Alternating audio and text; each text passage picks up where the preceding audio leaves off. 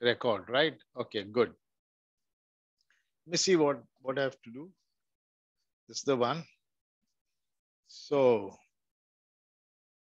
share screen.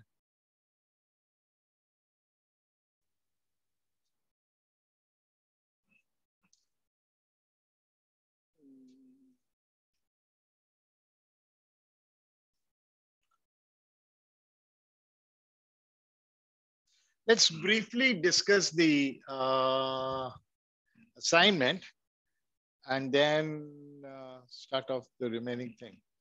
So what did you learn from the assignment? What did you learn from the assignment?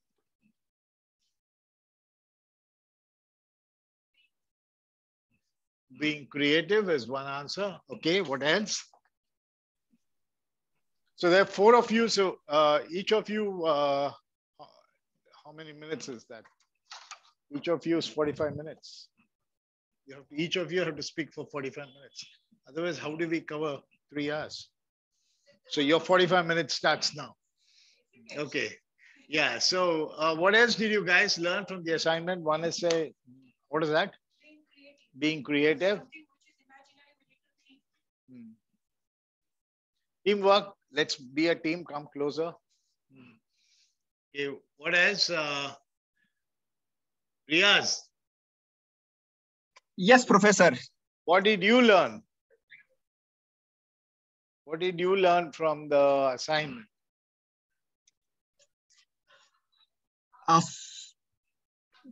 Yeah, Professor, we learned a lot in that, whatever we learned, and then that 7 P's, objectives, mission, vision, a lot many things. Very difficult to say that. We learned a lot, Professor, in that assignment. Okay, thanks. That's a very manipulated answer. Okay. Right. I did learn a lot from you guys. And then some of you called me Dr. Ramesh. The Bryocon group, one of them called me Dr. Ramesh. Huh? That's you guys? Yeah. Doctor in which specialization? Yeah. So, and then there was this group which said, I asked you to talk about Tata, not about Tata, but I was at one point, you guys even started mentioning Tata, put up all the, whose name? What was this guy's name? Ratan Tata's photos and all that. I said, no, that's not correct. But then I noticed the second Tata group also did the same thing. So I said, okay, never mind. Then some of your fact sheets were very nice. Technical design, you in particular, Paulami, was very nice. Naming of the dishwasher was a good idea. Some of it was there. The group did a good analysis on the TL group. Problem, opportunity. I was very impressed by that. One of you made a very good fact sheet on CD washer. I don't remember, and I don't want to get into specific as to which group, just generally to tell you. Amazon, there was a good pestle analysis. Bryocon called me CEO Ramesh also. I don't know which one was that. They called me CEO. Then the Bryocon, one more group had a fact sheet with their website and address and all that. Very impressive. But I also noticed that some of you have used that business model canvas. So business model canvas is actually is a good tool. Some of you have liberally used it. See, the thing is, the whole marketing management is a basic course. So the challenge for me is how deep do I get in? So I will briefly talk about business model canvas the next 10-15 minutes so that you guys make sure that you use it correctly. Business model canvas, a canvas, what does the word canvas mean? A canvas is actually is the initial play around area. If you're, I guess a painter would use a bit of a canvas to initially sketch the piece of work to see how it works. And then he gets into the real thing. So customer, see, business model canvas is a relatively new concept. I guess not more than 5, 6, 7 years since it's been quite popular. And what it does is it allows you to play. These are like Lego. Lego, if you know what is Lego, it allows you to play, build a structure, destroy that structure, rebuild it, so that you know how the whole model looks like and do it. So here, for example, if you look at, it's got 9 blocks. I got 9? Yeah, 9 blocks. It later became 11 because they felt that you need to add 2 more. One was called the social impact. That's also now very important, right? How you impact the world from a social standpoint. The other is environmental impact. How does my business positively or negatively impact the environment? So they put up 11. You start playing around with things and then look at it. First thing that you need to do is look at customer segment. That is, who is your customer? That's actually the most trickiest part of the business, is because the customer can be very diverse. The customer can be virtually just about everybody. If you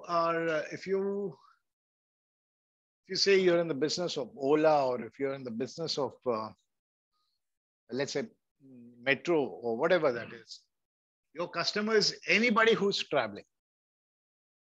So that's too diverse as customer base to look at. If you look at that diverse base and say, if Ola says, I'm going to target those people who are going by buses, I guess you are possibly making a mistake, or you're not probably heading in the right direction. So one is the entire customer segmentation you need to understand. And many a time, especially in today's world, if you are some kind of an app or an internet-based solution provider, you are sitting between 2 people. So you have customers on both sides. As much as the car user or the commuter is a customer, equally important is the driver. So you need to look at the customer from both standpoints. As much as for Amazon, the customer is she who uses the app and buys the product, it's equally this guy who is actually selling the product. So if you start focusing on only one, I guess you are missing out. I think. So the customer segment is something that you look at. And then what is the value proposition? What is it that you are giving? What is it that you are giving to the customer? And why is that person going to be so very happy? As much as possible, I don't know whether I should try to tell the same stories that I told in the morning in the other section, or should I tell different? But I'll see how it goes. For now, I'm continuing. That's part of the conversation. Is that, are you a painkiller or are you a vitamin tablet? As a company, which one are you? If you look at it, if the doctor prescribes you a vitamin, how often do you think you will buy it and consume it? Who's really going to stick to those vitamins and all that? But if it's a painkiller, you really have a pain in your shoulder, or you really have a pain, use the metamorphic example of pain in the neck, then you really want to take a painkiller. So as much as possible, if the solution that you give, I mean, let's go for the word killer to at least a pain reliever, the customer is going to be excited with you. So the value proposition that you give as DPL was that you said, I'll save you 150 square feet of area that you can use it for something else. Or you say that you don't spend 2 times the money, you spend 1.5 times the money, and hence I give you. So something like that. And Amazon, which if you, I don't know how many of you use Amazon here. Anybody Amazon? Hey, what's the number now? That's 26. I want you guys to be as active as possible so that we have an interactive session. So Amazon was a solution which I wanted. Amazon, the case study or the assignment given to you was in the world of Android and the world of iOS, is there an opportunity for a third operating system? So what is the value proposition that you're giving?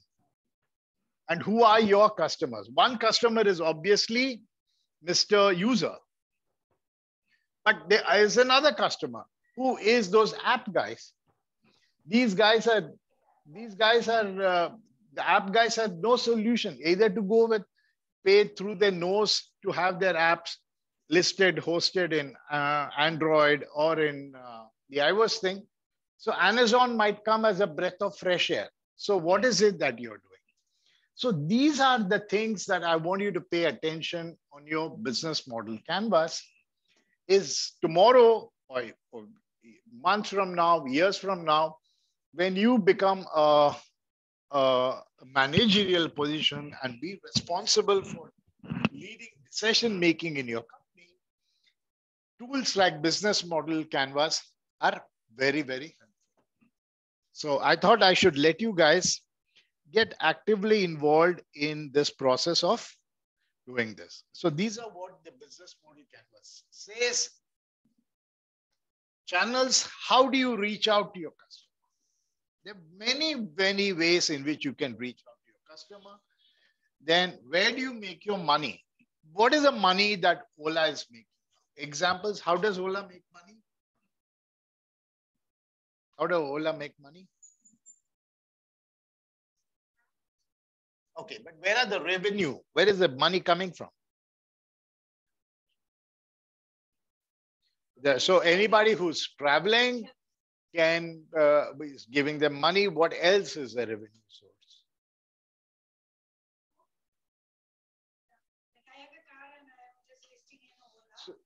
So yeah, so maybe that is one additional source, that every driver is also giving you money. That's one.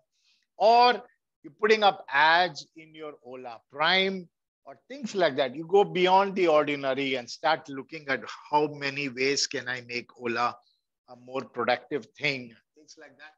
So this is something that I thought I'll share with you all and get you excited about the fact that business model canvas is a good tool. And again, if you look at the value proposition, it's a bad copy paste.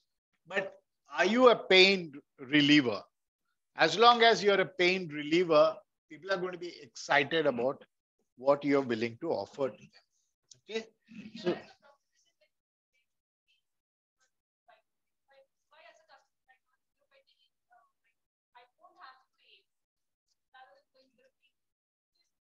yeah, I understand. I understand. No, the point is not that. The point is any product has a greater opportunity of being touching to the customer if there is a pain reliever option coming in. Okay, I know vitamins are good. We all must take your vitamin. The vitamin is the overlay. The vitamin is the overlay. For example, CRED, what does CRED do for you? CRED says that not only will I help you pay your credit cards in time, but also give you something in return. Okay, so the whole position of CRED is that I'm going to make your life easier. On top of it, there is an icing on the cream by saying that, okay, you get to use your points to go and shop elsewhere. If CRED said that use my service only for the points, nobody would go for it. So there has to be an additional pain point benefit that everything has to be there. Okay, even here, if you look at the executive MBA program, how many of us are actually saying that I'm come here to learn? Well, I come here also incidentally to learn. But why am I come here? I've come here to better my career. Better my career is a better point. Better my career, there are many ways for you to better your career. You are an IT specialist, go narrow-minded, continue to do Oracle 7, 11, 14, 19. That is one way to look at it. If you are a HR specialist, continue to do that. But sometime along, you believe that I want to have a wider view of things. That's when you do an MBA. You say that I want to understand everything. Like in the previous class, I was asking them, so what's your, expectation versus delivery? How is it going on when you guys were expecting something in this executive MBA program, and where are you landing up? So some of them said, oh, we always thought it will be like we were in college, the way it is being taught in college, we thought it is like this, but it's much more diverse. It gives us greater freedom of conversation. And then somebody said, sir, accounts or something is just going bouncers over me. So that's when I told him that one of the greatest regrets that I have is that I didn't really pay attention when I should have on accounting. I thought I was too much of a specialist in engineering that I wouldn't pay things on accounting. So when I am sitting with my colleagues discussing probably acquisition or discussing probably investment into another organization, I feel all over the place when they are discussing finance issues. But as a manager, you're supposed to know it. So my advice to all of you is take up courses, understand accounting more than anything else, because money matters, right? Money matters everything.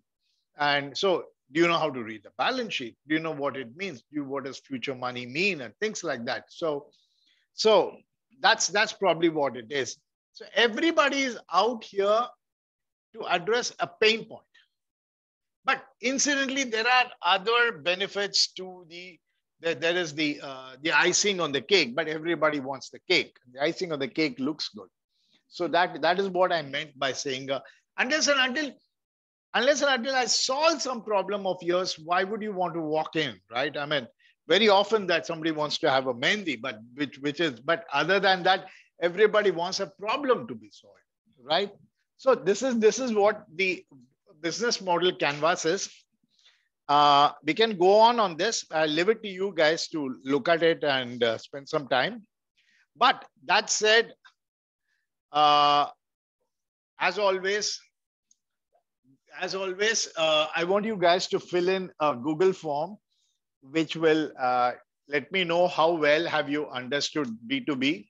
I was waiting for these two guys to start working on it. You already have that link to the form in the WhatsApp group. Open it up and fill it up. Good.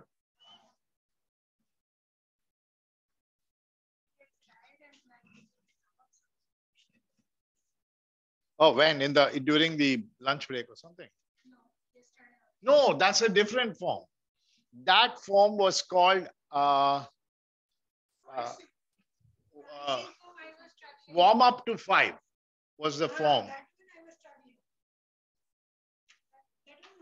No, that is over. That is pre-class. This is in class. In class. So open it and guys, can you access that link online? Yes, sir. It's there in trimester 1 group. Yeah, it's there. It's there. You can. I think it's there in that. You can. Let me also. Who has sent it, Professor? No, I think somebody has pasted it. If I see that. Maduresh Shetty, we see something in the morning. Is that? Yeah, that's the one. That's the one. Somewhere around 10 o'clock or something. Right. Like that. Right. That's the one.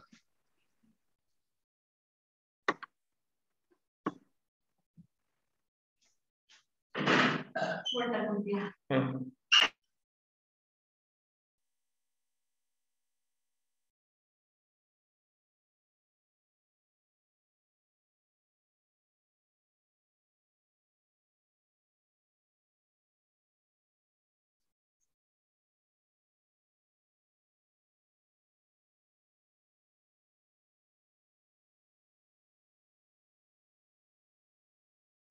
This is the one that I'm talking about.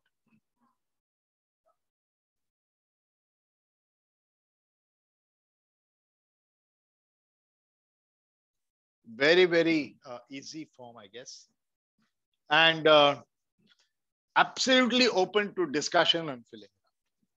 So don't bother if you guys are talking with each other or doing it. You able to access it? Working fine? No?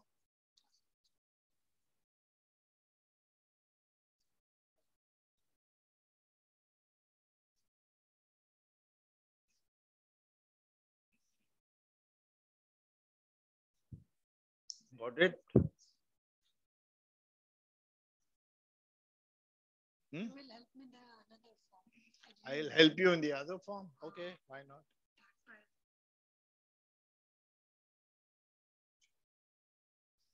The other form was even easier, I thought, no? Okay, okay, let's see.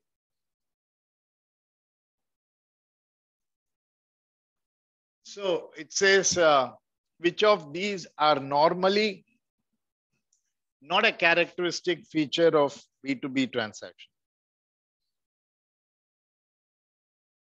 This is what your friends wrote in the other class. And Bhargava, Bhargava is 12:45. Bhargava section B. Bhargava, are you there? No.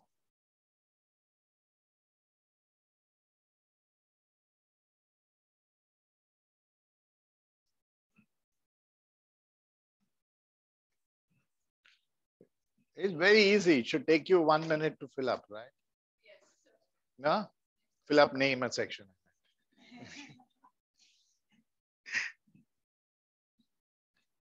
Beyond that, I'm more interested in how do you fill the other three below.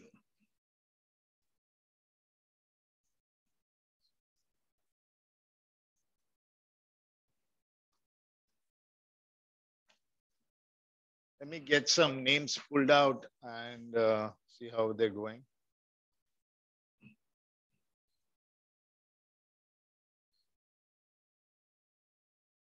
Alvin, yeah, of course. I'm now getting to know some names. Alvin, are you doing fine? Are you able to fill in?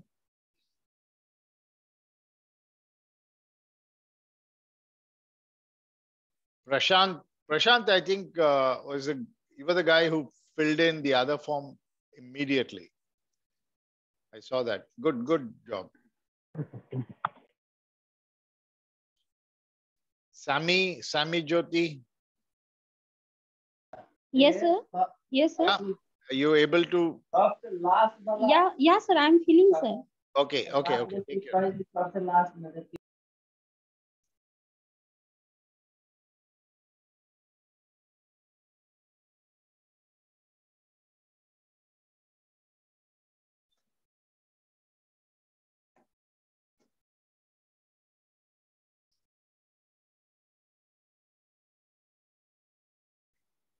Srijit.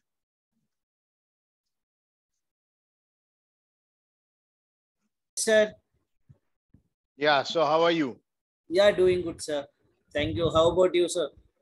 Good. Now I just wanted to have a talk with you to get your voice.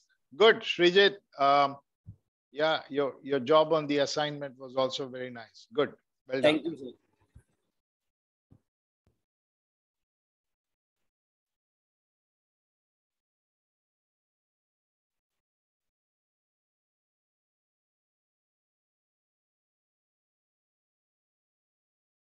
So done? Completed? Almost, huh? Few more questions, sir. There are only few questions. There are only few questions. Or you mean give me more questions? Is that what you're saying? Few questions made to think more. Few questions makes you think it's more.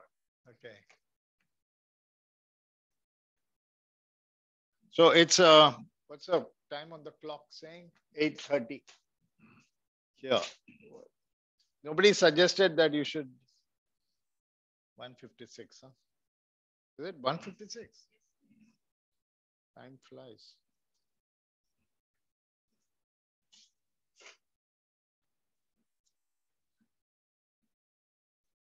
Who's the tallest here who can reach this and remove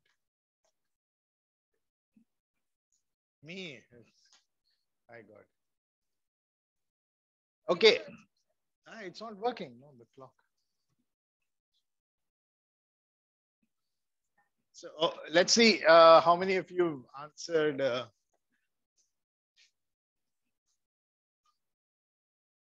Yeah, there you go. Some of you answering. Sarat PP, yes, since the employees are the marketing phase of the organization. What is this question? Purchase manager, head of business, higher the price, more the customers. Okay, okay. Purchase manager in any organization, purchase manager, head of business. Okay. What is this question? The second question is, what is the second question? In your opinion, the seller company and the buyer company, how many levels of interaction happen? Okay, okay. For that, you wrote sales manager, right, Sharath? Okay, there can be 5+ interactions across. That Nagendra Prasad. Okay. Sales and marketing team. Anybody else?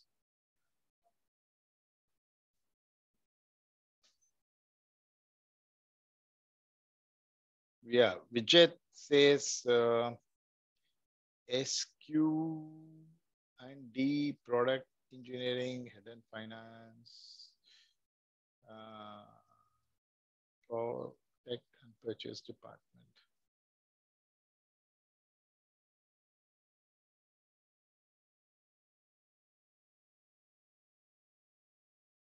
Sharath is here, right?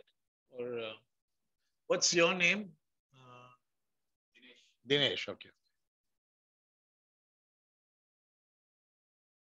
How many more time do you need? 1 or 2 or 3? Yeah. Another 3 minutes. Okay. Done. I can see that you're already done. There you go. She's done. And how can you be far behind? Yeah, I missed your last class. But that's not true. You have access to recordings. So you can't get away with that. Okay. Paulami has already punched in her answers. Let's see what she says. In any organization, whatever is that, HR and recruiter. What is that?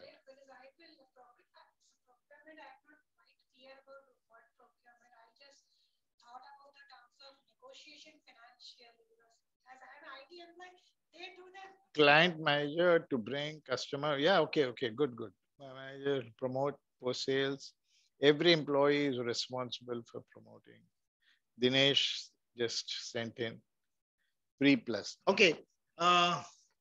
Do we wait for? Are you done? Do I wait for you or just say give me time?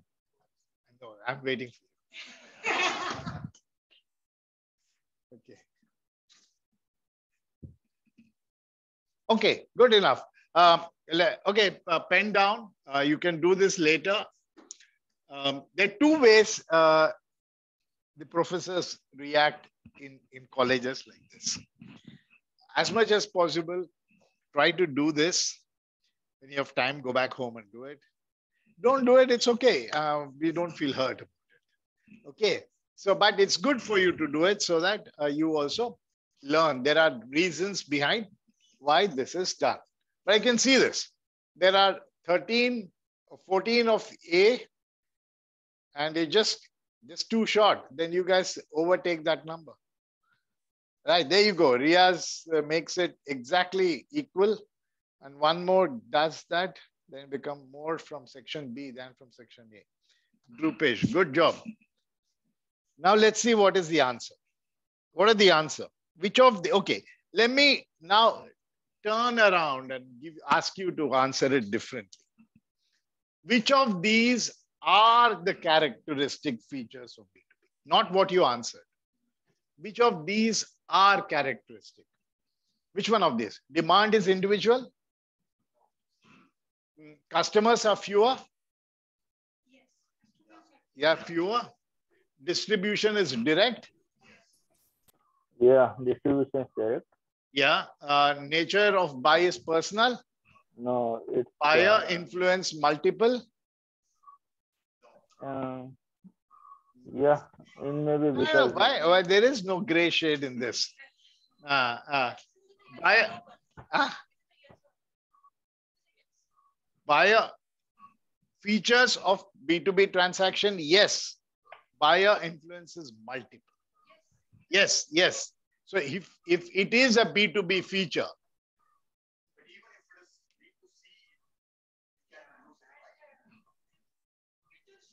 she makes up her mind, she buys it. She cares a damn about anybody else.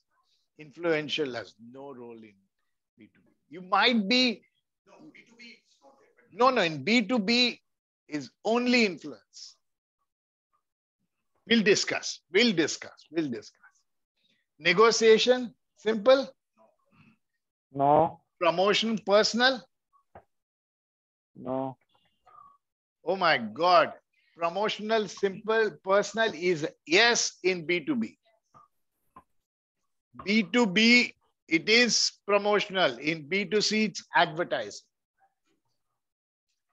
Get this right. This is the most important thing. but Why is Riaz going all over the place? Why is he not sitting in his office and putting up advertisements in Times of India? Didn't we discuss that? Is because unless and until he physically goes there and meets the buyer, the sale will not happen. He can send him an email, sir, hamara kharido. Do you think they'll buy? But you put up an ad saying, Naya Redmi phone le lo. Do you think they'll buy? Of course they'll buy. That's it. So please understand the entire conversation. I will wake you up in the middle of your sleep and ask you, promotion, personal, you should be able to say yes, B2B. Okay? The product standardized because you will design the product for the customer. Sir, you want these features to be plugged in? We'll do it, sir. Why not? But she comes and says, give me a Redmi phone with a 400 MB photo pixel. GTH. Okay? So price negotiation. Now we think, what is GTH? Go to hell. Okay. So price negotiated. Yes, we will negotiate price. We will negotiate. But if you ask for a lower price phone, I'll not care. You want to pick it up, pick it up. Intermediaries are fewer. Yes. Then buying process is emotional. Emotional. The companies buy on emotion. no, No.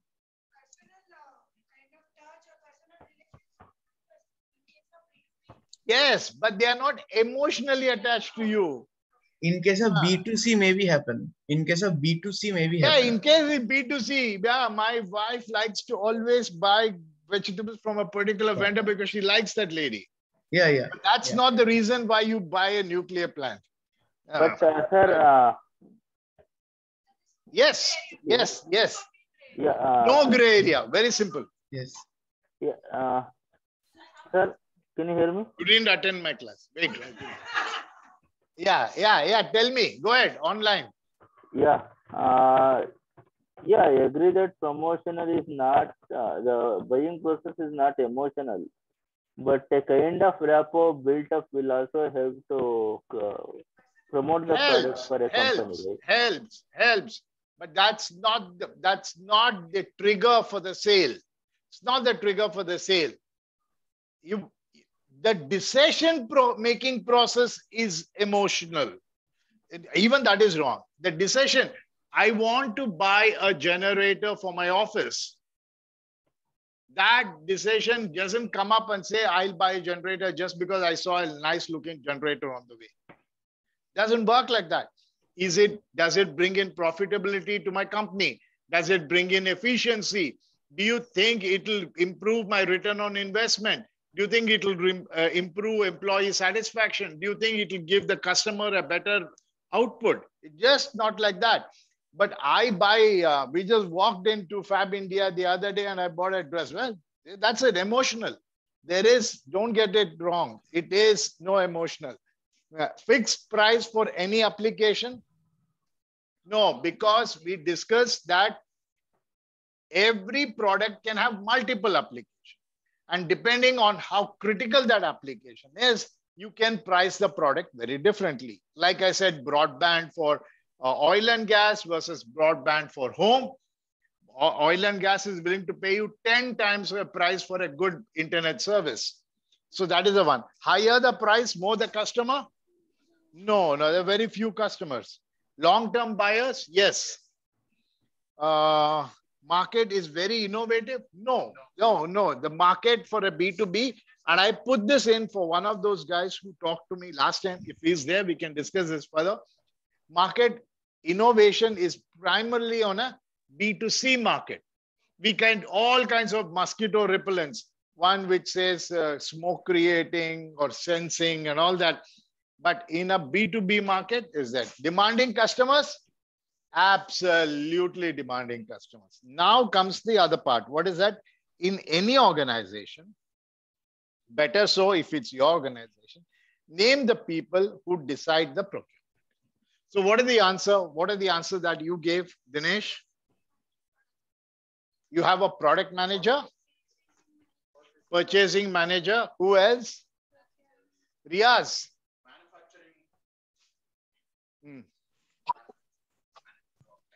Riaz, are you there? Yes, Professor. I am here. Yeah. So the company that you're visiting in Goa, I guess there is a company there.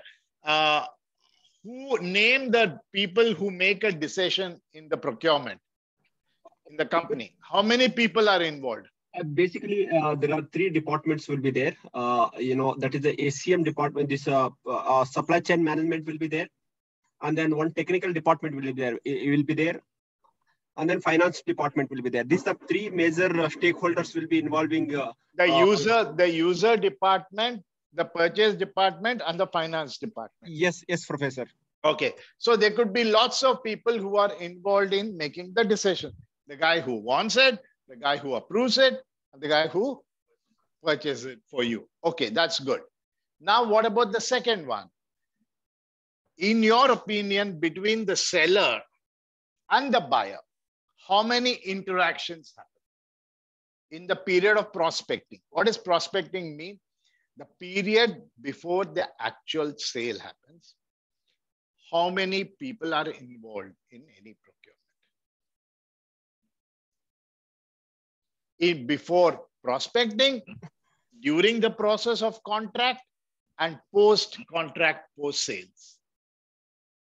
During the time of prospecting, the marketing guy from the selling company will go and meet the buyer of that company. There will be some technical discussions. He might bring in his technical expert to talk to them. There could be some discussions. Then he might want to bring in maybe a product expert who will talk about it. I'm over emphasizing it. Then during the prospecting, you might want to go up the scale. He says, I don't make the decision. My boss makes the decision. Then the boss makes the decision. There are levels of conversation. Similarly, you want to bring your boss, you want to bring your other thing so that the conversation goes up to a higher level. And then hopefully there are some discussions done. Then the contracting happens. During the contracting period, what happens? What are the terms of business? How much do we pay you now? How much do we not pay you? How much do we pay you later? What is the guarantee of service? What happens if you default? What happens if you don't pay me? And things like that. There is a lot of legal, financial things going on. That done. After the contract, what happens? After the contract is done, the delivery happens. There is somebody invoicing. So there is somebody invoicing from this side, somebody paying from that side. Then there's a service engineer who is probably going there, or you are the offshore IT person who goes into Netherlands or Australia, happily sitting out there and working on it. So these are the various levels of interaction. So in which case, what about the last answer? Having answered the above, in your opinion, do you agree that every employee, irrespective of his position or profile, is the marketing face of a company? Do you agree? Yes. Is anybody disputing and saying no? We can discuss.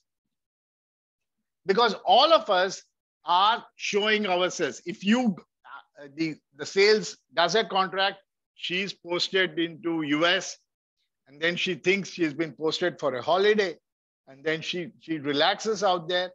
The next business doesn't come in. Then if you don't raise your invoices properly, if you don't do that in a proper way, it could be a bad sale. And it's a two-way street. Even the buyer, every buyer is also a marketing guy. I mean, he wants to let you know that we are serious. We really care for your relationship. So in one of those companies that I worked for, if we don't pay our vendor within 60 days, we will be questioned. They say you must pay your vendor within 60 days because the accounts will be questioned as to why have you not paid? And the account may come back and say, no, sir, we didn't get a clarification or a clearance from the technical department on whether it worked or not. But that's for you guys to resolve it. Because if we don't pay our vendor in time, he will not support us in times of the crisis. And there's a wonderful quotation by Prophet Muhammad. He says that you must pay the wager his money before the sweat of his hand is dry. If anybody does a labor, you must pay him immediately, even before the sweat is dried up, because how else do you know? It's a hard work labor. So you should never do it. That's the two-way relationship that we have. So I'm sure all of you understood this. And so your B2B is very good. Good job. Now let's move into next line. Wherever that is. No, it's all here, don't worry.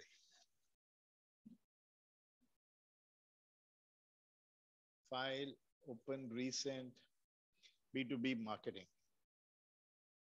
Okay, file, resume share, new share, B2, no, this is pricing. This is B2B marketing. Okay, no, we got the wrong one.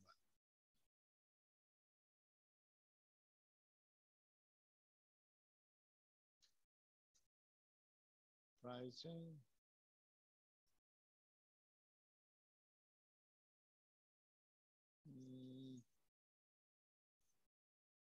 Give me 1 minute. Huh? Let me just close a couple of windows.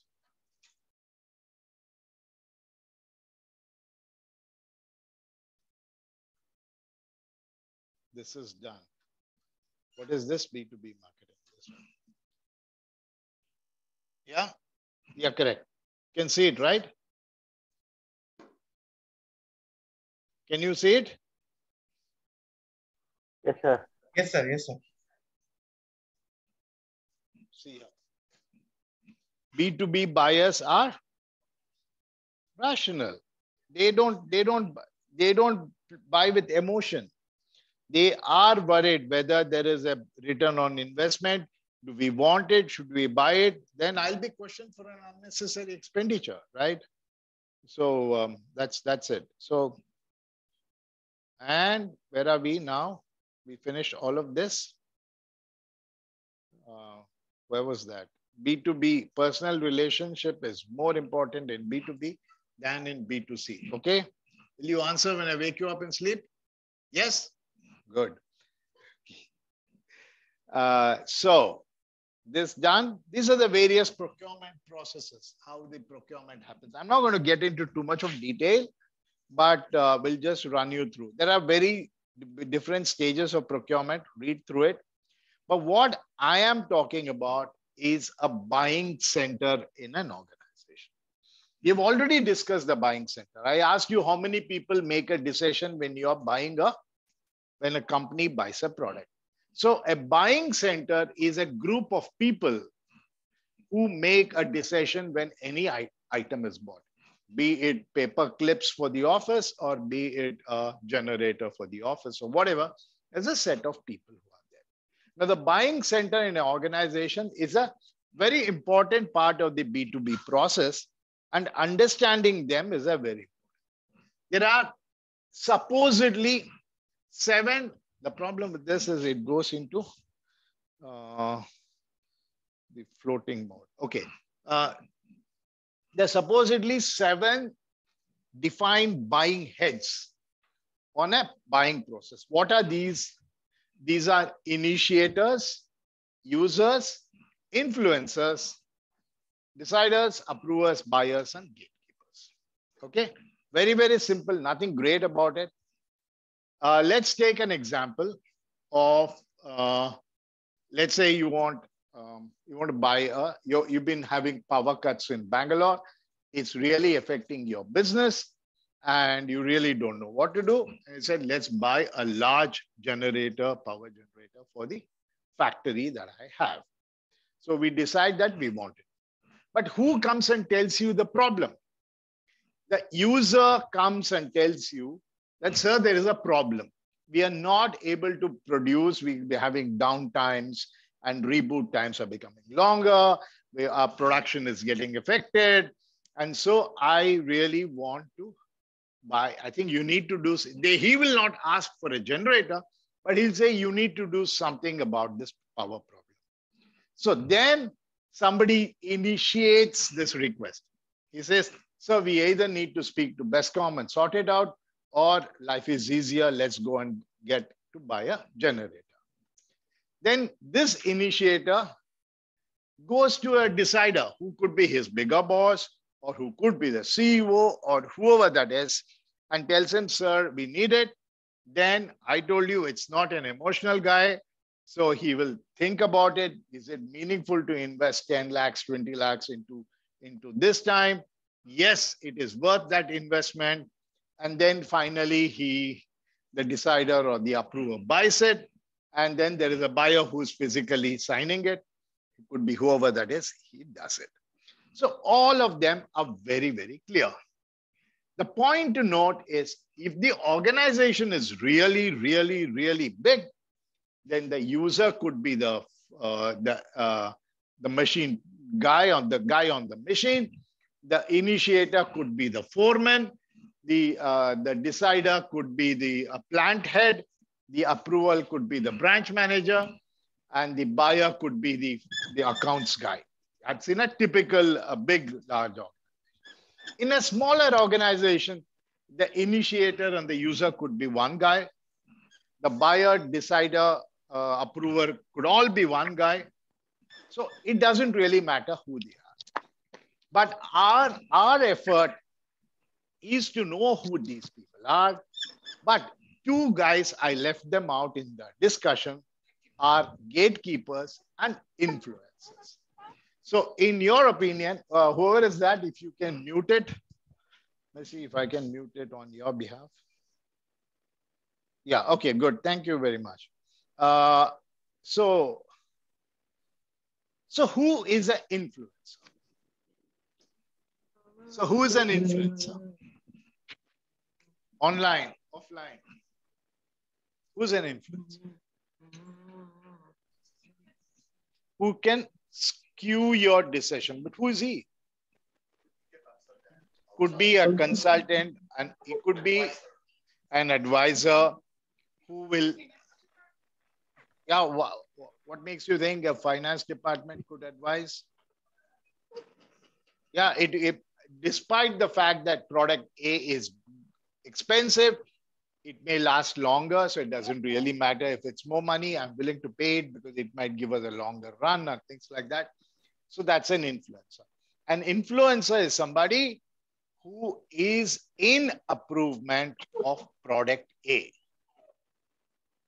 Right? So let's get into more specifics. Yeah, let's get into a little more specifics. Is that you have, let's say you want to buy a generator. So what are the companies which make generators, like huge generators? Caterpillar, Kirloskar. Okay, we'll have Caterpillar and Kirloskar as the best examples. So let's look at it.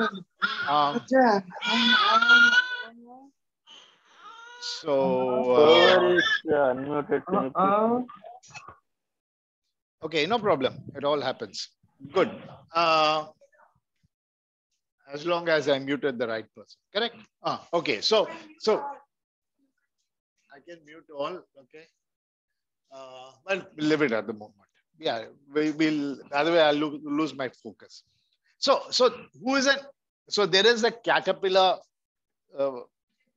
and generator company, and then there is Kirloskar. So what would the influencer do? Let's say I work for Caterpillar. So the influencer is somebody who might say, go ahead, buy a Caterpillar generator because I have used it in my plant. The Caterpillar generator does a great job and it is a good decision to make. That's an influencer. So the influencer is a nicer guy who helps somebody like me who is selling the product to make the process go through. But who is the gatekeeper? Who's the gatekeeper?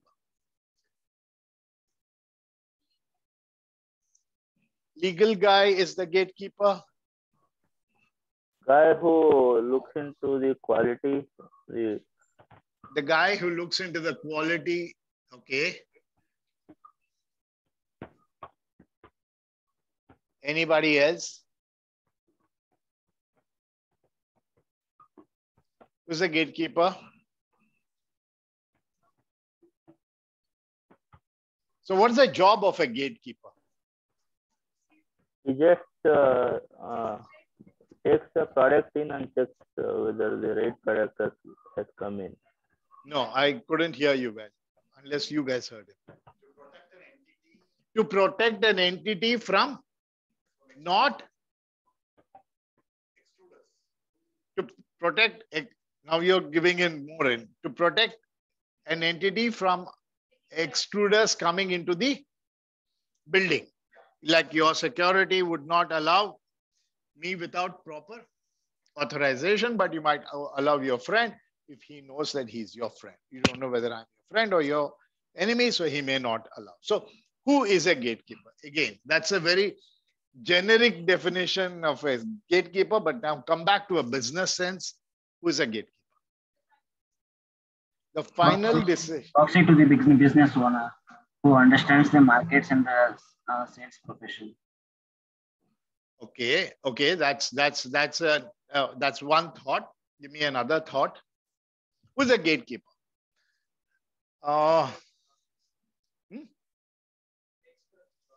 Who takes care of the process? Why were you were very good, all of you, in answering the influencer. Who's an influencer? Can we tell me one more time, Dinesh? Advisor or a consultant? Complete the sentence. An advisor or a consultant who influences the buyer. I'll put one line, you put another one. Okay, and we'll keep on going till it never stops. So, and is a consultant or an advisor who influences the decision maker to buy the product A There are two products A being A versus B.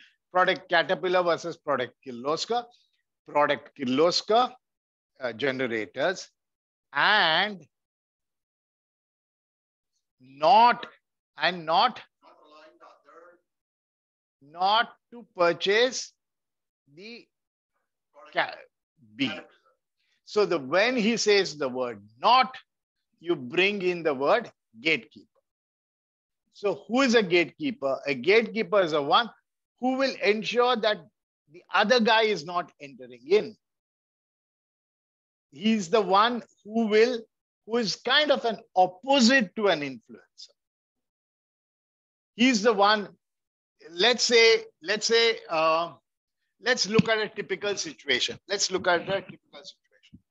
I was working in this company, this garment manufacturing company for a very long time, and they used to have a lot of power cuts.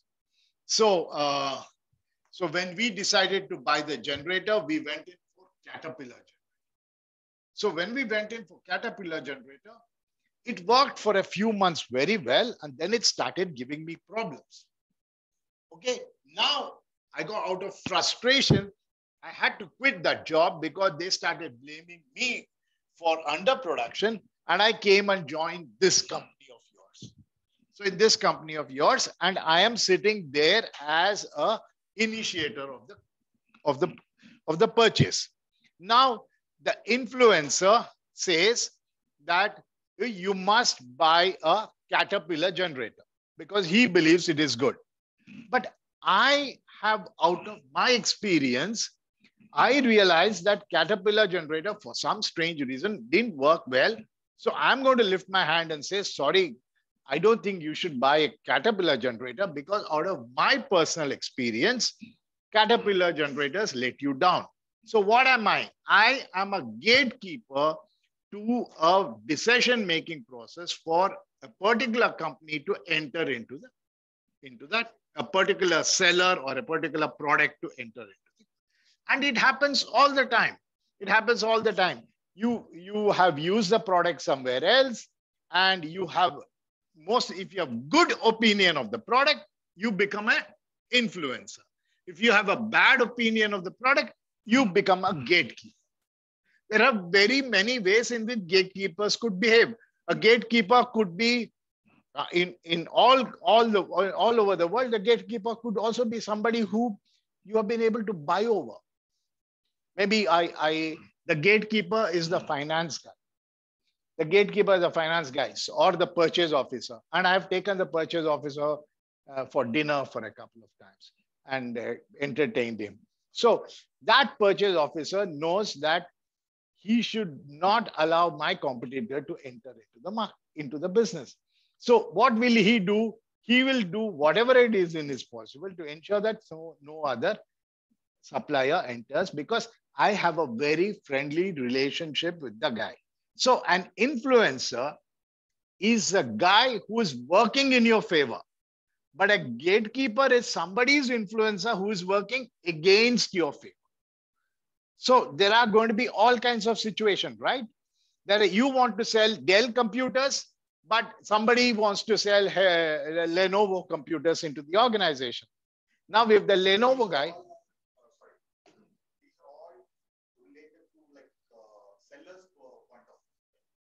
From the seller point of view, in the buyer, these are all the decision-making process as viewed by the seller.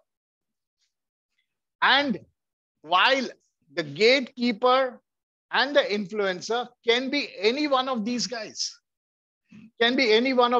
buyer, approver, decider, user, influence, initiator, any one of them could be an influencer.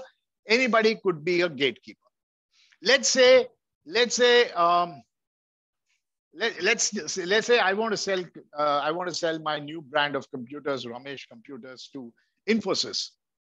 Okay, there's going to be, the initiator is going to come and say, I've never heard of this company, never buy it. The user is going to say, God alone knows what the hell is this computer, I'm not going to buy it. The influencer says, we've never heard of this brand, don't buy it. But the decision maker is Mr. Narayan Murthy, who is going to say, go ahead, buy Ramesh computers. So if higher up the scale, if I can get him to be an influencer, most of the time the deal is done. Okay. So that is what it is. It's very, very important. And if you're in your assignment too, we have given you a case study in which you have to read through a particular sequence of events, and there are names of people. You have to name them. Who is an initiator? Who is a user? Who could be an influencer? So all kinds of problems come up. And then you need to know, how do I make that purchase happen or the sale happen? Guys, very clear? Are you clear on this online? Yes, sir. Yes, Professor. Okay. If you're done with this, we're mostly done with buyer roles. We'll stick to one other point and be done with B2B business. In B2B business, what is the time? Let me know when it's time to have a break. Break is what time? 1:30, 3 o'clock, 3 o'clock. So tell me when it's 3. In any buying sequence, there are 3 kinds of buying sequence. It's called the straight rebuy, modified rebuy, and new task. What is a straight rebuy? You've been buying a particular product. You want to buy some more of that product. That's it. You just buy it. For example, for the Maruti 800 or the Maruti Alto, there's a certain brand of tire is approved. How did that approval happen? There was a decision on the price. There was a decision on service or deliveries. Everything is done. Now you want more tires. Anybody could just pick up the phone and call the MRF guy and say, supply more tires, because everything is approved. There is no negotiation. The company is compliant. The prices are compliant. The delivery schedule is clear. Everything is clear. It's a straight rebuy. Nothing happens in that. Anybody within a defined set of people can buy. But a modified rebuy is when something has changed, not drastically. When something has changed, we've decided to go for, I don't know, bigger diameter wheels or some change, a very minor change, not a massive change. Then there is a modified rebuy. There could be a cost implication. There could be a technical implication. There could be a technology review implication. We don't know what it is. Then it's not easy for you to pick up the phone and talk to them.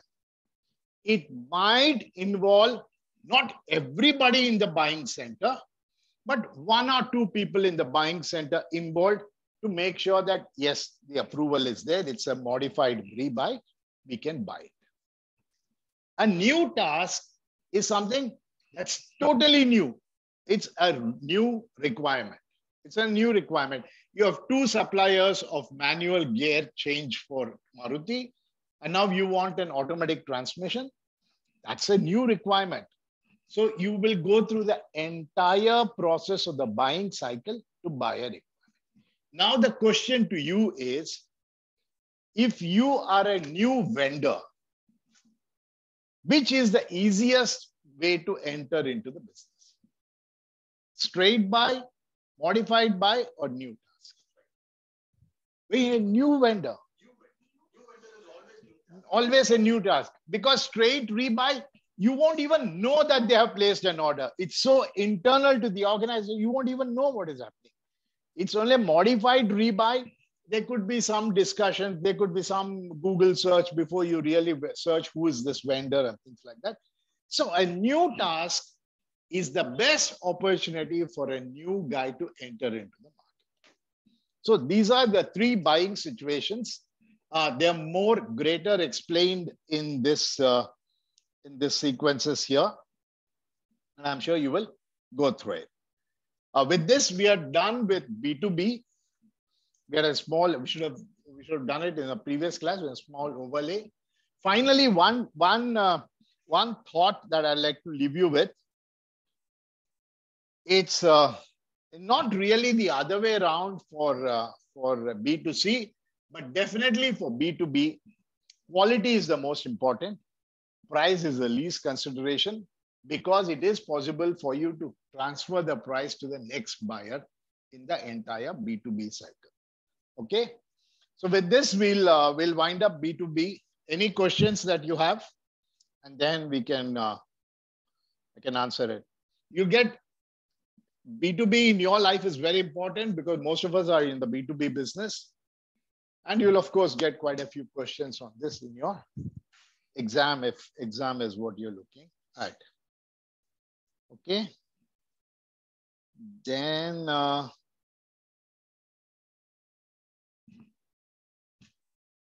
doesn't work like that, unfortunately. Yes.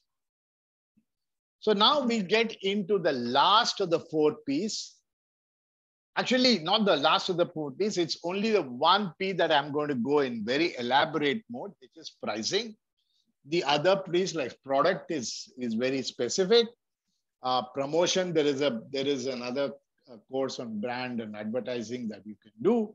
Then supply chain management talks about it. But pricing as such isn't really discussed in length in your entire MBA course. So I take the liberty of getting full deep into pricing. We'll spend the next 1.5 hours only on pricing so that you get the point. In which case, now tell me, where do I start? What is price? What is price? Price is cost plus margin. Okay. Guys, online, what is price? What is this? Something the customer will attach a value.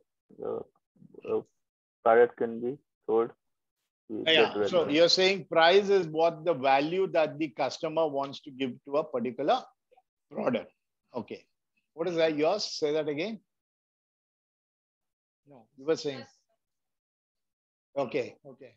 If you couldn't recollect, imagine me. Yeah, what else? Manufacturing cost plus profit is equal to price. Manufacturing cost plus profit is equal to price. Okay, what else is price?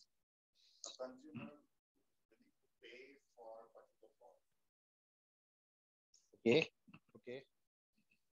Anything else is price? What are the other components of price? Why is price important? To have the competition with the opponents. Competition coming in. Okay, what else is price?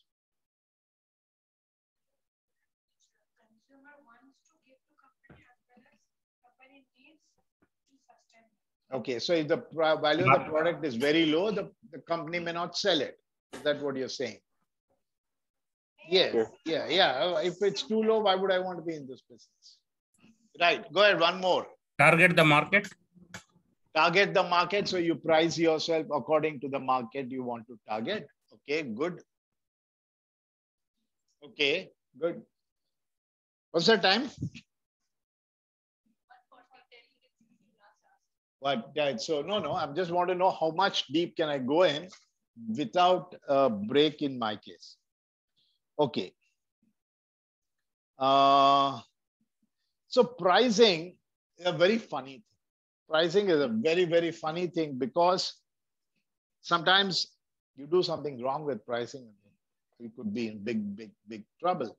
You don't price your product well, you could be in good damage, for example. Pricing also is very dynamic, and we will talk about it more about it. And some components have can be priced at different times of the day and could have different meaning. For example, pricing of perishable. Like, for example, pricing of, say, fish, for that matter. The moment the fish is fresh, you want to pay 100 rupees per kilo or whatever that price is. And as the fish goes through a certain process of losing out its freshness, it drops down and then it reaches that tipping point when they're willing to sell it at whatever price that goes in. So for the consumer, what should he buy the fish at? 100 is too high and normally not affordable. 10 rupees is bad fish. So where do I fit myself into that? And each of us have our own definitions. If you are eating fish every day, then you will rather go and buy it at 8, 7. But if you are eating fish very occasionally and you really think, wow, that's a premium dinner, I don't mind paying 10. But then if you have no money in your pocket, 2 is still a wonderful price to pay for it. So it depends upon what the segment is, what is your affordability, and all that. That is one way of looking at things from a buyer point of view. From a seller point of view, if you look at it, this is something that I do for a living, is that satellites have finite life. A fiber on the ground can be there for hundreds of years. The BSNL copper lines have been there for God knows when. So a fiber on the line can be there for 100 years. So if Mukesh Ambani is truly deep-pocketed, he can say, okay, we'll take 50 years to recoup the money that we have invested on the fiber that we have deployed all over the country. So the cost of fiber, which is X, is divided into 50 into 12. That is 600 months. And he says, over 600 months, let's make up the money. So he is in no hurry to make up the money because nothing is going to happen to that fiber. And so the fiber is effectively laid there for a long-term deployment, like the highways that we build. If you look at the Nandi corridor or the road highways that are there, huge investment to just collect 10 rupees from you for a toll. And imagine he's going to spend thousands of crores. And how long will he take to invest? But he's in no great hurry. He's willing to wait. But he knows that I will have such a long tail. This is called a long tail purchase. Is that over a long period of time, you will make maybe multiple times the investment that you've done, but you must be deep pocketed to hold on to that. But satellites are a different story. Satellites have finite years. It goes there, it stops the moment fuel runs out, right? I mean, and how much fuel can you put there? It's a very debatable thing. So what happens? The satellite has 10 years of life or 15 years of life. You must make up money of the entire investment on that thing. And not only that, to make money for what you have invested and for the next replacement satellite that is going to go out there. So a business model for the pricing is going to be very different. Now, in the initial moment. Sir. Yes. Vijay here. Just wanted to add one more because you talked about like example of Nandi corridor, right? Yes. Now that there may be one more factor, right? The density of users, for example. So he is very confident that Bangalore to Mysore travelers are more in number, and he may be confident that he will recover all his investment within maybe 6 to 10 years. Yes. Yeah, depends on whether 6 years or 10 years. It's a reasonable period of time that you actually do there to do it. For example, Uber says they'll never make profitability at all. They are saying that we will never be profitable, but they'll be profitable on other services that hover around the Uber solution. It's all about what is your primary goal to be in that business for. But Vijay, I didn't get your statement very well to be able to explain it, but can you try one more time? Yeah, so for example, pricing will also depend, like, for example, in the Nandi corridor, they are charging much more, even though the kilometers are very less compared to other highways. They are charging high because it is only city to city transportation and only between two cities. and they are deciding, maybe they are deciding on the fact that the number of users who use this corridor, maybe the density is this much only, maybe in a year, maybe 2 lakhs, 3 lakhs people will go. Correct, And correct. based Okay, on that, I they get will, what you're saying. I get what you're saying. There are two ways in this, but I don't want to get too deep into this conversation, but I'll keep it very simple. But both of you and I agree that the amount of investment that has gone in is huge, right, Vijay and rest yes, of you? yes, It's a huge investment. And it's not an investment that will come up over first quarter, second quarter, third quarter. It's going to take reasonable amount of time, actually reasonable amount of time for them to make money. Correct? So yes, they are willing to wait for that money to come. They are in no hurry. But yes, because that's land, that land is not going to go anywhere.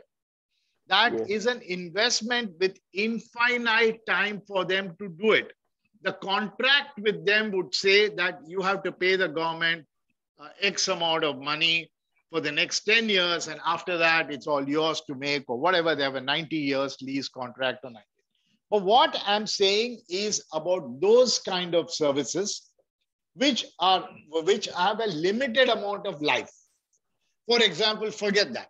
I mean, if satellite business is too complex to discuss about, let's discuss about Rajinikanth movies. I mean, let's totally switch the topic.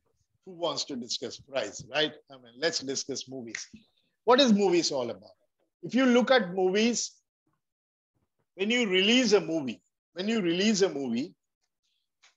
into the theater, at the most, if you're lucky, I don't know if we have discussed this or not, but if we have discussed that, I might have discussed the same thing in another definition of discussion, is that at the most, you have Friday, Saturday, Sunday to make up your money.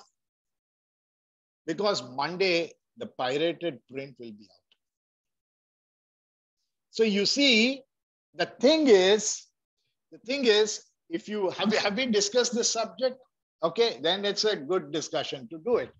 So the thing was that most of these movie producers were, I've been talking about pricing again, I'll bring you back to pricing, is that the problem was that they invest a lot of money on making a movie, and now they don't know how to make up for that movie, because within 3 days, the print is out and she's watching it on her computer. This guy is downloading it. He's not happy downloading it. He's even forwarding it. So this is what the situation is. So what happened was people were not sure how do we make our money. That was when the Rajinikanth movie called Shivaji. There's a movie called Shivaji. It's a landmark movie in the entire film distribution. It's a landmark movie. The reason was, what they said is that we have only 3 days. We only have 3 days in which we can control the distribution. By the end of the 3rd day, boom, it's all over the place. So what they did was that normally what happens, you never get to watch a Rajinikanth movie on the first day, right? Because there are very few theaters and theaters are getting overbooked. What this company called UTV, which was a distributor for this, did was they did something spectacularly different. They said, let's book all theaters in the city and let's book all shows in the city. So now, overnight, they had virtually blocked all known theaters. I mean, I'm kind of exaggerating. So at least 80% of all theaters were running Rajini movies 3 times per day or 4 times per day. So they were able to get maximum mileage of their thing. And people like me, I was one of the first guys who saw the movie on a Friday, Saturday, Sunday, which was otherwise impossible for us. So what they did was they priced themselves in such a way that they'll have a maximum distribution of their services. And by the time the movie got released, I mean, 60% of the money, they already made it. So that is what happens, is that when you are fighting a timeline, you really have to get into a different mode of distribution. So we'll kind of not spend too much of time, but we'll live with the fact that when there is a finite life, it's very difficult for you how to price your product. If you price your product too high, nobody will buy it. And then the time is going off. If you price it too low, then you cannot price it high later on. So that is a challenge. We live it at this. And then we will also discuss on what the definition of price. All of you know what it is. And have you done things like supply and demand? There's been discussion in other subjects on supply and demand? No? Your economics class? You don't have, probably you'll have economics in your next session. So what happens when the demand is more? What happens to price when the demand is more? It all the time? Depending on the product. So now you are saying it may go down when the demand is more. Example? Clothing?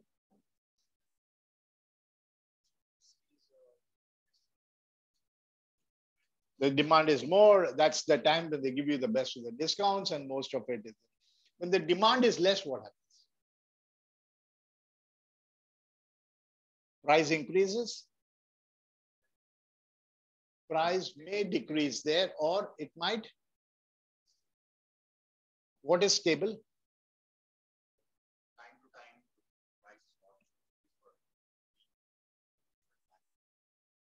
So all of you agree. Yeah, you want to say something?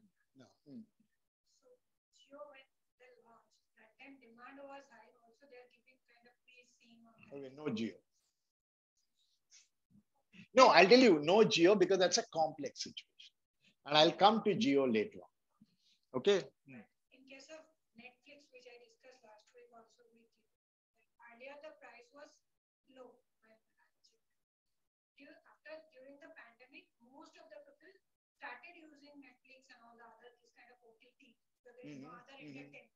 And as soon as the lockdown like almost end or the situation become normal, they increase their charge.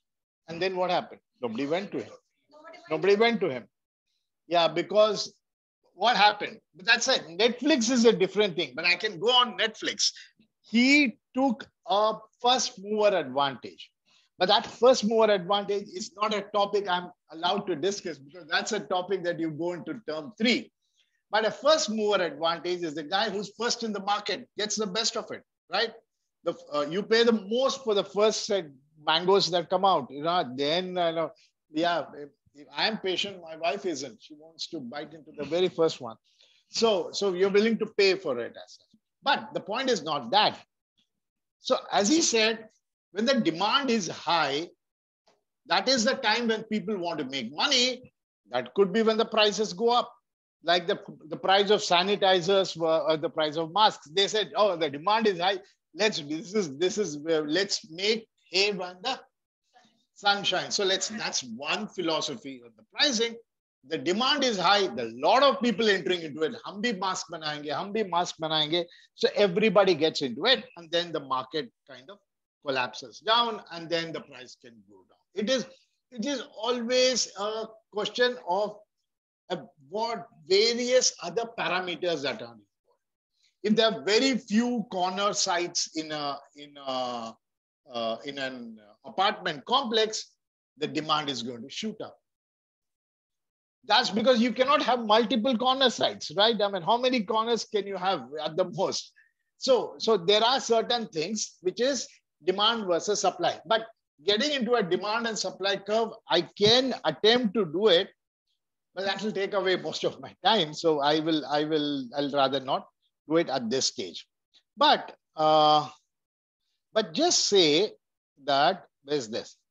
As he rightly said, sometimes the price settles down. And the price is the point where, you know, the market is going to be steady and not going to be. The question that I was asking somebody else was in the previous class is, would you like to, if you have the money with you, would you like to get into the mask business now? No? Why? It is. It was a star earlier, and now it's become a dog, or maybe obsolete. Heading towards. So hopefully it'll be a dog, right? Who wants to wear masks? So there is always this kind of a demand versus supply curve, and you're not going to go out of that business because that could be, as she said, it could be a cash cow. Now, there could be other line of business. I mean, what do you need? You just maybe 2 inches by 2 inches cloth. And Ramraj was a very popular brand of masks that was hanging around.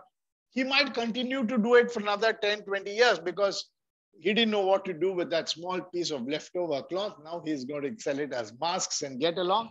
So it's all a question of debate as to how do you do it. Okay. That said, let's get into a little more serious.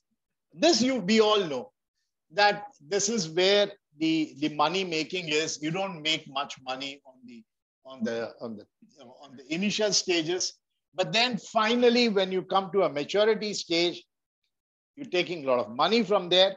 But maturity stage is also the stage where the competition comes up with innovation. That's when you say, this guy is making a lot of money, let's do something else, come up with a revolutionary product or something like that, which would get it. Okay, so that is where we are to discuss about price. 3 o'clock on the topic, we talk about 3 major concepts of price. What are the 3 major concepts? Economics of pricing, customers' role in pricing, and the competitors' role in pricing. What is economics role? Pati, Patni, or oh, so that you guys cannot forget it forever. Okay, so this is to make sure you look at it, right? So the point is, this guy is trying to woo him. He's also trying to woo her. So that's the triangle in Bollywood movies, right? So what is the customer trying to do? What is you as the company trying to do? Get him to buy this product and pay as much as possible for the money that you want out of it. Extract more profits, extract more money. What's this guy trying to do? He's saying, is he better or is he better? Right? That's what is happening in the movies, right? So now, for the customer, are you the choice or are you the alternate? That's the challenge all the time. All the time. Are you the choice or are you the alternate? If you're wondering what it means, is the customer is buying a Redmi phone, as an example, is buying a Redmi phone because he likes a Samsung A50, but he cannot afford it. So he is buying Redmi not out of choice. He doesn't love Redmi, but because Samsung A50, the phone he loves, cannot be at the price that the phone that he can afford, the competitor becomes the alternate. Now, what should Samsung do? Bring the phone into that category, then people who are buying in that category will go to one place. So he shouldn't do that. So what he does is, instead of coming up with a Samsung A50, he comes up with a Samsung A40, which is comparable with the Redmi features, but better than that. So that is the fight that is happening all the time. And of course, that's that relationship that is going on. And of course, these guys are fighting all the time. Economics is being you versus the competition. That's the big battle that goes on. I'll just introduce you to a particular term, and then we'll come back to these slides and do this. That price discussion, this happens between, I think stop using the word economics here, to the word your company and the customer is called price elasticity. Kitna खींच सकते हैं? How much can we get from that thing and be profitable? And the customer and the competition is price discrimination. Oh, because this guy is costlier, I'm going here. Because this guy is cheaper, I'm going here. That is the conversation that's happening. And the fight between you and the competitor is called the game theory. So when you start reading books about game theory, it tells you about how people are going to fight with each other. In tomorrow's class, we will talk about business is war, or my subject is called war at peace times, as to how companies fight with each other. That will be the last class. We'll leave it now for 10 minutes. Yeah, there are very few of us, and most of you are sitting at home online. So we'll take a 10 minutes break and we'll join back. Are you all following me? Yes, sir. Yes, sir. Yes. Yes, sir. Okay, perfect. I Yeah. presume. Yeah, I know. Shiro said yes. Okay. Now you, okay. So the point is, these are the three circles in the discussion. Guys, online, we are back. So what is the economics part of it? Is those parameters that you can control. After all, it's your product. After all, it's your definition of pricing. How well can you control it? What does that involve? What does that involve? That involves the cost of the product. Maybe you can negotiate better with your suppliers. You can reduce it. You can reduce the cost of production. You can be more efficient. You can go have less energy wastage, or Kaizen being just-in-time technologies. And you decide what margin you want to be comfortable with. You want to work on 100% margin, or you are happy with a 20% margin, or you zero margin. Depends on what business you want to be. And where are you on the supply and demand? Are you that sanitizer manufacturing company 2 years back, or do you want to be the sanitizer manufacturing company now? It still makes sense to be a company getting into sanitizing business, because that's going to be a way of life for all you know. For all of us might, I mean, though we don't off late, but then otherwise we might get into a habit of sanitizing our hands. And then what is the incentive to be in this business? Why are you in this business? Why are you not in the other business? What do you want to do? These are what decides the pricing that you do. Similarly, the customer has his own story, right? The customer has his own story. The customer is saying, what's the value of that product that you're giving me? Is it really worth? For example, he says, I prefer to take that call over sit through a lecture. So it's a question of how do you balance what is important for you. And we will read through the term willingness to pay. I might like the product, but I'm not paying. It's because there are other priorities in my life, or I believe it's not worth that money. For somebody else, it's worth that money. It's okay. And then this customer is also a segmented customer. Are you in that business? Are you addressing the same customer?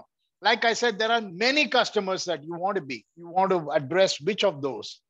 And what happens to the customer's purchase decision? We'll talk about that a little bit in detail. Then similarly, the competition is not sitting quiet, right?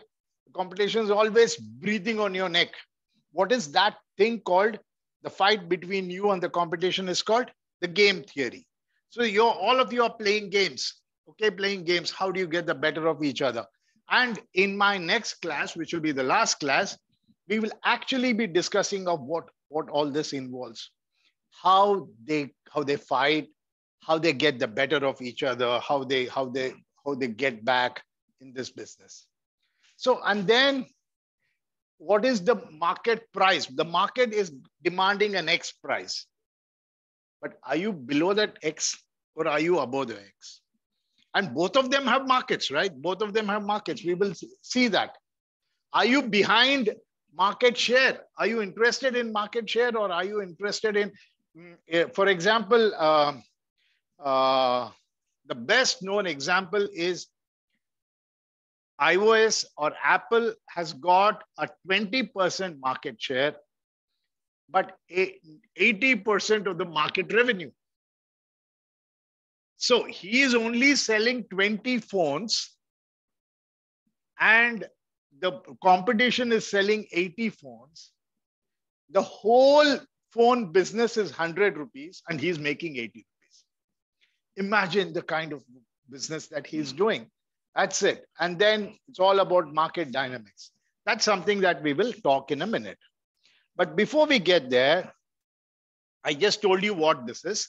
The relationship between you, economics, or we do that right away.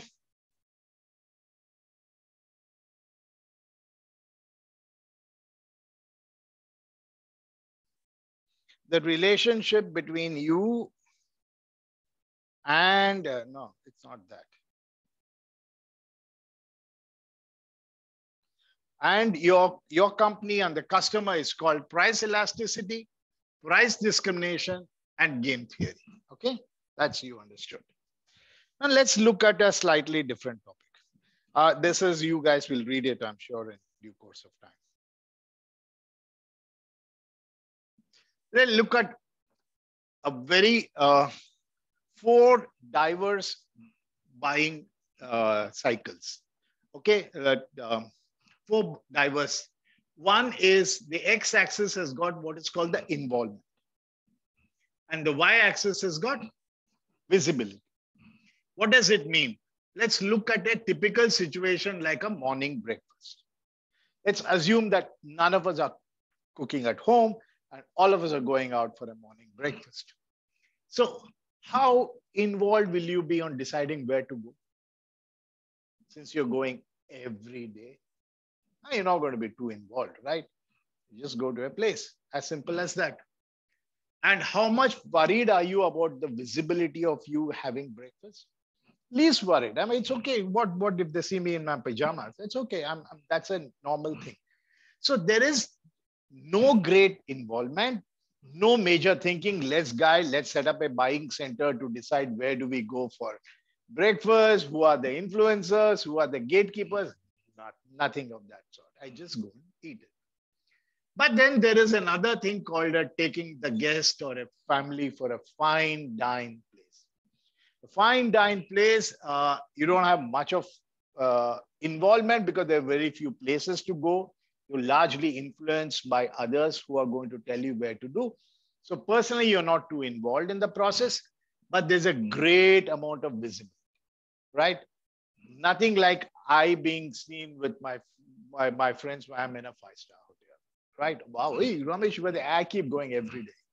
So that's it, right? There's a great amount of visibility which happens all the time. Somebody switch off the air conditioner, right? I'll just go tell him and come. Huh? It's okay. Oh, AC on, Madi.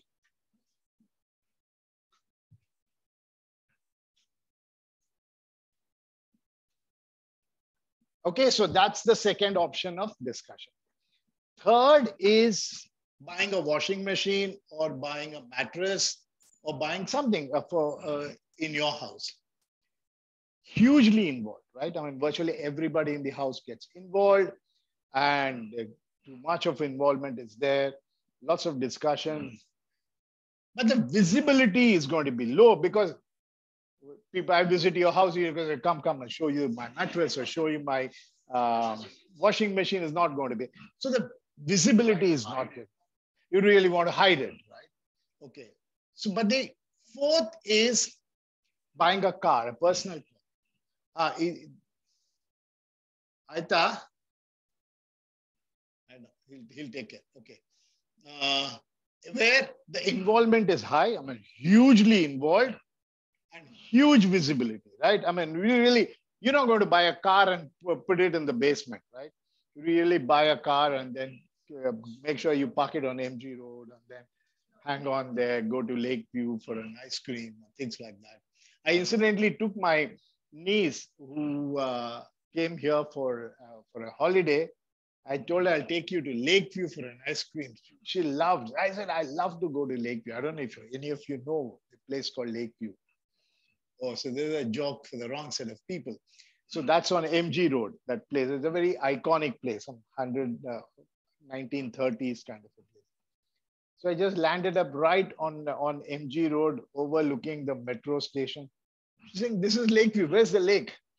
So I said, sorry, that's the name. I can't do much about it. So that buying a car is all about high visibility and high involvement. Having said this, what has price got to do with all of this? This is customer decision-making process. Where does price come in? Price comes in a very different way. In buying a cup of coffee here, this is like the breakfast equivalent that I had. There is a threshold. Give me 1 minute.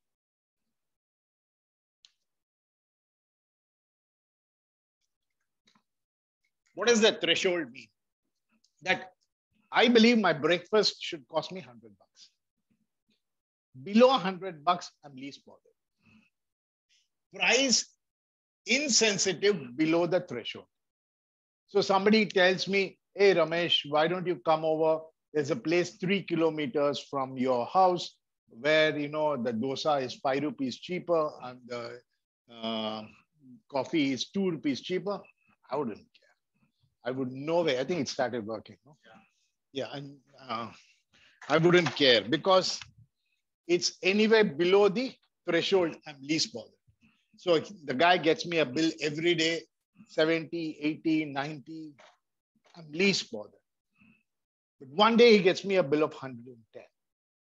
That's when I wake up. Because as long as the price is below the threshold, I'm not going to be. Now at 110, that's my imaginary threshold. Now I'm going to say there's something wrong. These guys are fleecing me now. This is the way it is. Like I also have a mental resolve of a fuel price, right? It's 80, 85. I'm now, the government is so nice that that threshold is keeping on increasing. Now, anything above below 100 is good price. So that's what it is. So this is what happens in a thing. So price is, we are rather insensitive to the price till the threshold is hit. So you know how to price that product. But if you look at a restaurant, there is a price threshold. But you know that you're paying quite a bomb to go and eat in a fine dine restaurant. But when you look at the bill, you're going to say, my God, this is too much. Anybody for that matter, this is too much. I don't think these guys deserve the kind of money, my hard-earned money for a restaurant like this. So the restaurant guys know that too. Or the fine dine will take that explanation to anything else. He says, so now what have you decided? I'm not coming back again. Definitely not. And they too know that you're not going to come back again unless and until they give you something. They need a bait to get you back. So then along with the bill, they give you something. What is that? Yeah, they might give you a voucher, or they might, before they give you a voucher, they'll say, sir, what is your wedding anniversary date? Or what is your, so you come on your wedding anniversary, we give you 30% off. So there you see, they know that you will not come back unless and until there is a deal seeking. You are deal seeking all the time. If they don't give you a deal, you're not coming back. So that is what it is. Yeah. Yes. Yeah, come over. Yes. Yeah. Okay, which then brings up to a conversation. Let's see, I'll take a 5-minute break. What do you think New Pass is all about? You know what is New Pass? Tata's New Pass. You've no idea what is New Pass? Hey, guys online? Yes, sir. You know what is Tata's New Pass? Yes, sir. It's like the all-in-one podium. Yeah, so coming up. What is the motive behind Tata's to do that? One place to buy everything. Okay. Okay. To drive everyone under one Amazon roof is one for place. their needs. Yeah, drive everyone under one roof. Okay. Visibility of their products. It is centered at one place. I still don't get that trigger point for why new pass. Tempting other people to buy other things also. Tempting People, means consumer, to buy my company's other product. So what It's happens like is, yeah, it's like a mall and cinema, sir. Yeah. So It is like it's like a mall and cinema hall. Modern cinema hall. No, mall and cinema hall. Okay, Yeah. okay. So you have cross buying. You could actually travel Vistara and get a discount on your big basket. So what they are trying to do is, one, keep the money within themselves. Okay, and then they're not trading money. They're trading the new coins or something, which is actually not tradable outside of the group. So, but then what happens? They're tying you down within the kind of organization. It'll be interesting to watch how it grows up. Okay, but anyway, let's go back to this. So the deal seeking is most important here. Finally, on the third one is mattress and washing machine. Price becomes the only parameter for purchase. You only do extensive price purchase search. You will actually go and say, if somebody else in some other, there's a washing machine guy, this dealer in Vijayanagar who gives you a 3,000 rupee discount, you'll go there. Because for you, it's a price only decision. Having chosen a particular model or brand, that's what I'm trying to say. Having chosen a particular model, the price is actually weighted against any other attributes. I'm willing to let go of certain sacrifices if it meets into my price category. If you've understood all three, the fourth is the reverse. The fourth is the reverse. I buy the car because it costs 20 lakhs. I'm planning to change my car. I want to buy an X3 because it's 45 lakhs. So what happens? Price becomes part of the consumption value. When the price becomes affordable. So what happens is, when if I buy an X3, I'm going to come and tell you that, hey, Dinesh, I bought an X3. It costed 45 lakhs. You never ask me what is the cost, but I am telling you the cost because that becomes a reason for me to buy. And that's where the Apple Watch stands now at this moment. Is not only are you saying that I bought the Apple 7 series or 8 now, I don't know which one, but I unfortunately have an HMD. So you say that I bought an Apple 8 and it costed me 50,000 or whatever. So these are the 4 parameters of the customer's decision buying process. So what has this got to do with the seller? The seller needs to know, where am I in this position?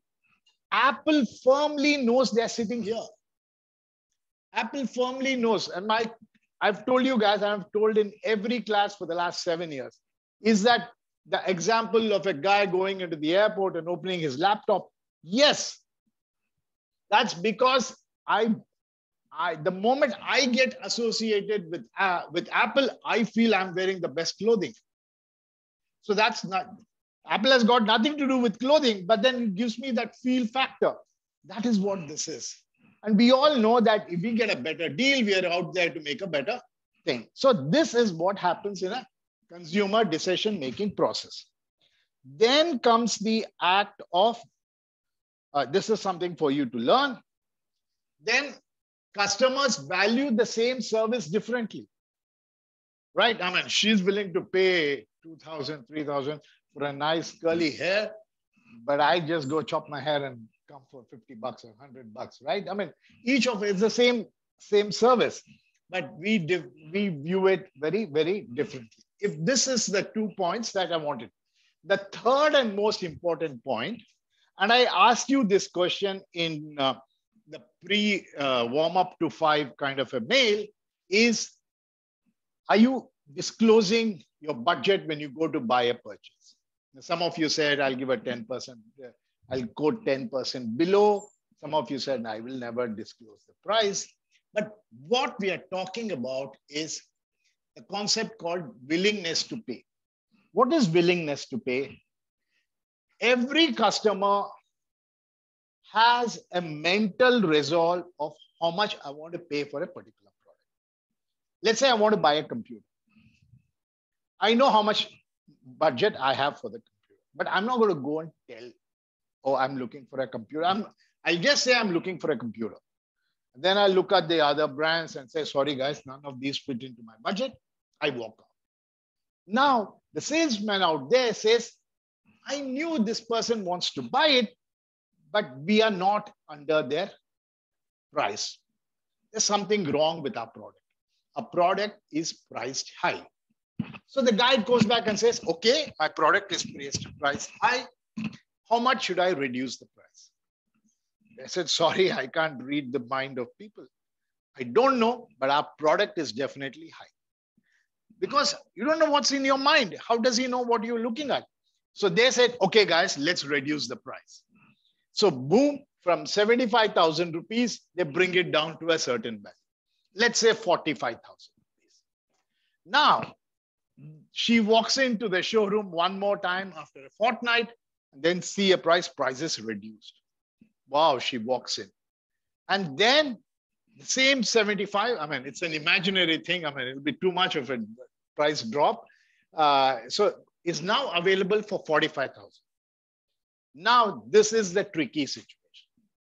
Technically, MOTT, or that line, money on the table, or the threshold that we are talking about, is 50,000.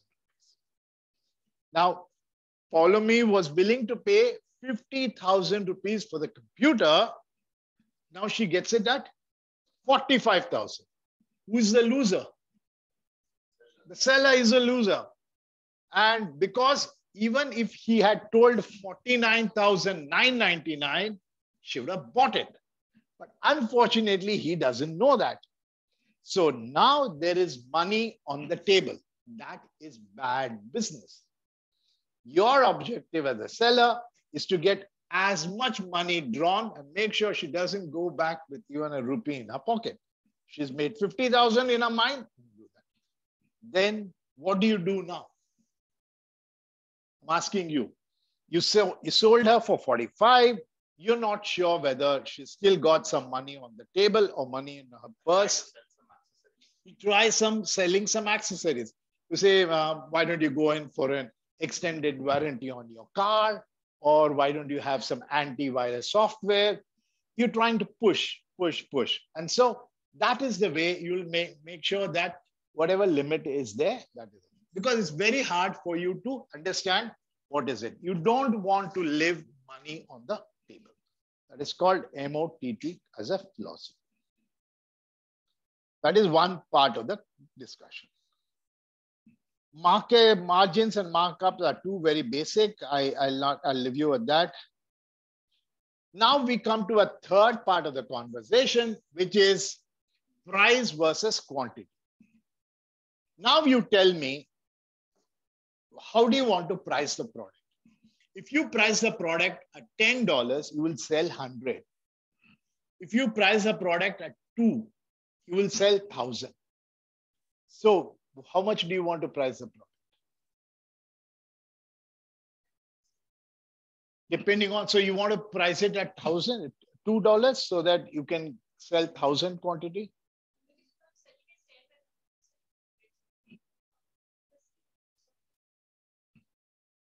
So when you sell 2, you make how much? 2,000. How? Quantity is 1,000. The price is 10. You would go with first. Anybody online would like to get involved here? How do you want to price this product? $10, $5, or $2? If the cost of making it is more, then there's no point in pricing it at a very low price, because you will never go over the break-even point. Okay. Anybody else wants to take a shot at it? 5? Somebody says 5. $10. But don't you think it's time to question the professor as to what so this is a wrong. You went too far. What is the cost of the product? What is the cost of the product? So while this chart, I purposefully put this, gets you excited, you need to know what is the cost of the product. If now I tell you what is the cost of the product, the cost is $1, you're tempted to sell it at $10, but you can only sell 100 of them because those premium customers who believe that I'm willing to pay $10 for a $1 product, there are only 100 foods that you can get at any given day. So you end up doing 90. But if you price it at $2 and make it for the masses, everybody come and buy my product, you might sell 1,000, but you only end up making 1,000 in the process. So it's ideal for you to sell it at 5, where you get 300 and you do a margin of or a profitability of 1,200. So every pricing versus quantity has what is called a sweet spot, and the sweet spot needn't always be the highest price. Okay, so that's something that I want you to understand. Price versus quantity, there's always a sweet spot. That's why you would notice that many a product have a certain amount of pricing in which they're only happy selling that many only. They wouldn't be able to sell you beyond that. And that is the way it would actually be positioned with.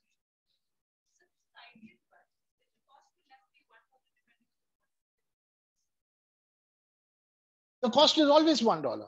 The cost hasn't changed. But that is a secondary line of discussion. That's a secondary, I know. So what you're saying is like the, I'm sure I told you guys, the Akino-Morita principle, right? Don't tell me I didn't, we discussed. Like the J curve, we discussed. Yeah. So when the quantity, you buy in higher numbers, the volume actually drops down, the price drops down, that's it. But we are what do you say? With K being constant in any of our, okay. So I guess you know what I meant, right? Temperature versus, I forget that graph. With all other things being constant. Yeah. With K being. Pressure. Pardon? Can you complete it for me? Temperature versus pressure. Yeah, with something where K is a constant. There's I forget the term. Volume. Yeah. So we otherwise the innumerable number of discussions can come up on this. So we'll not get too complex on that. So this is price and quantity discussion. Price discrimination. What is price discrimination? Very, very simple conversation. Very, very price discrimination. Is that you are willing to tolerate a price discrimination under certain conditions. A bottle of water costs 10 rupees at Big Bazaar, but the bottle of water will cost 30 rupees in the airport. And you know that. 130. But you're willing to pay for it because you have very limited options. And you also, to a certain extent, are aware that he is he also has to undergo a certain amount.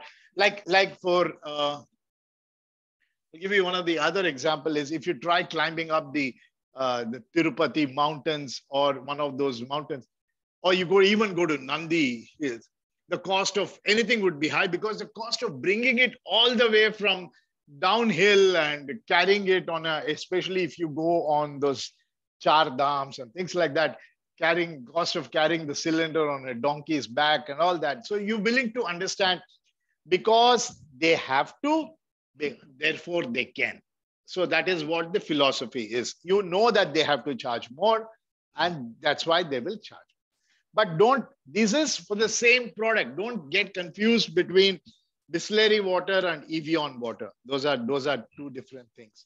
We'll talk about Bisleri versus Evian on the subject called branding in our next class. So what happens when you have a brand like Evian? Or no, Evian brand, right? So what happens when you have a brand like Evian? I'm actually discussing branding right now. What is the advantage of a brand called Evian? You know how much a bottle of water of Evian costs? Is $120 for a half a liter of bottle. The brand is so high that it doesn't have a price comparison. So that's what it's still H2O, but this is what it is. So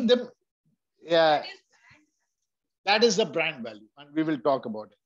Price discrimination is value-based. See, you know what?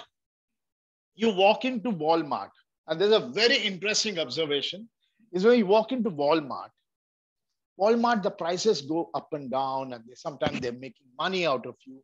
But at the end of a Walmart purchase, and if you know where Walmarts are, they're typically like the metros. They're farther away from the city. They are really far away in the suburbs. You have to drive down to the thing. And in Walmart, there's a single philosophy. There's a single philosophy. The price of coffee and the price of sandwich has been the same for the last 30 years. So this is called trailing prices.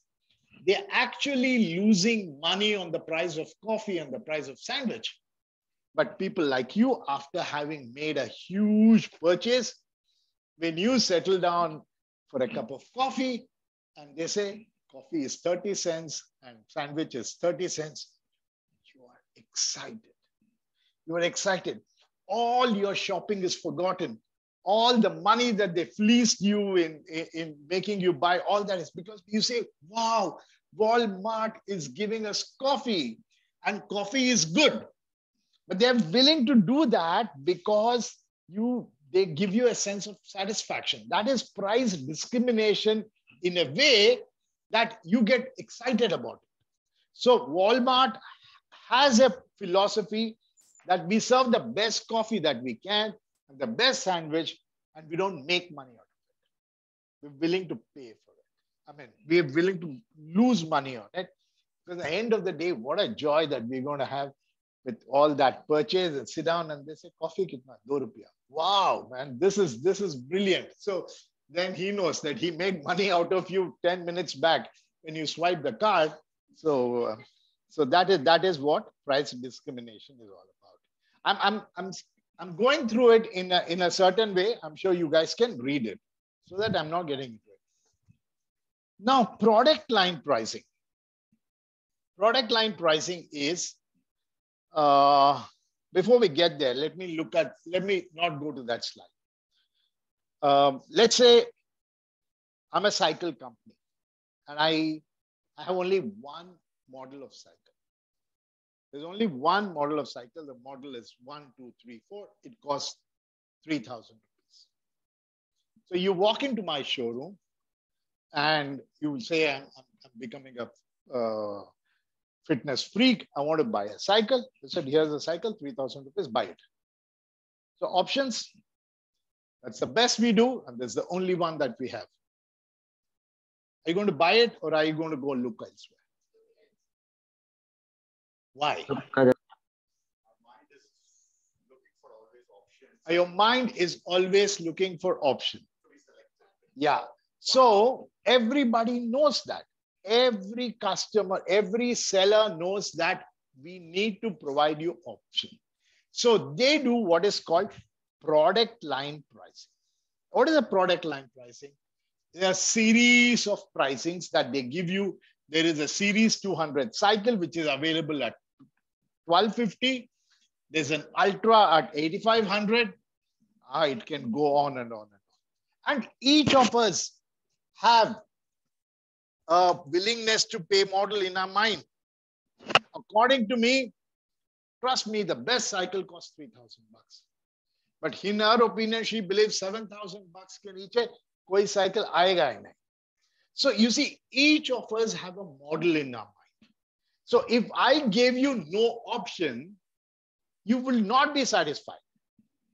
So when I give you a series of options, and then it might be that you might end up buying this. But for you to have a choice, there needs to have a product line pricing. So a product line pricing is designed to meet those customer segments who have a variety of pricing definition on their mind, and they believe that a particular product must cost so and so. There could be very small difference between the Celerio ZXI versus the Celerio VXI, maybe stickers on all sides and blue lights versus green or whatever that is, too small a discrimination just to please you. Okay. How many of you know Baskin Robbins? Yeah. What is the logo? 31. 31. 31. 31. What is 31? Number of 31 flavors?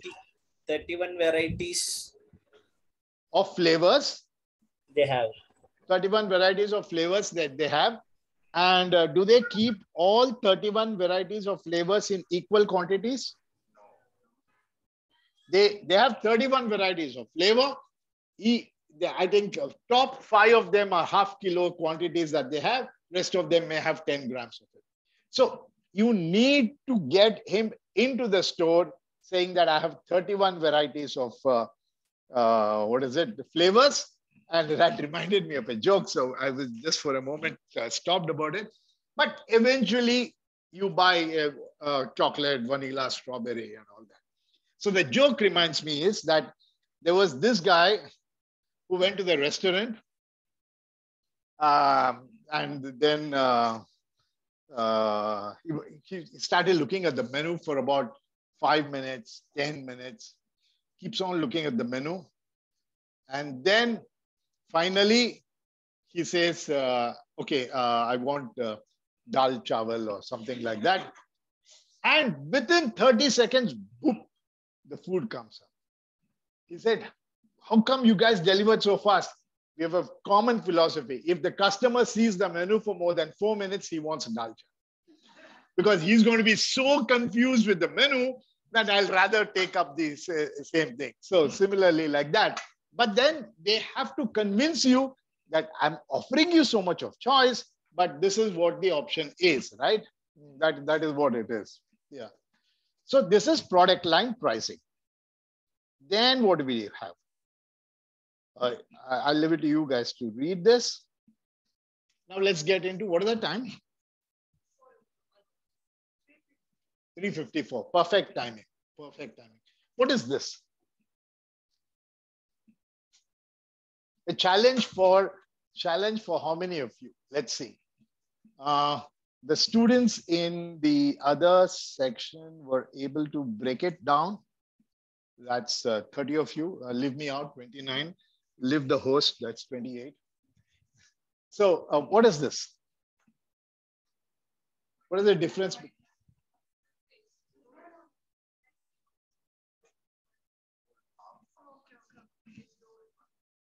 What is all this?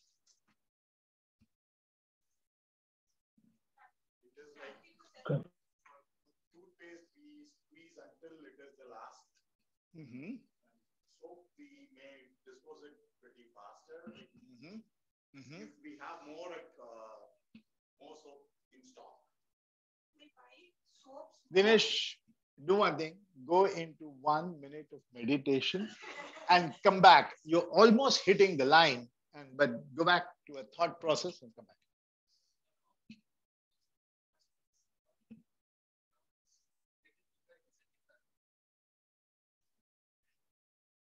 Okay, that reminds me of another joke that I must tell you.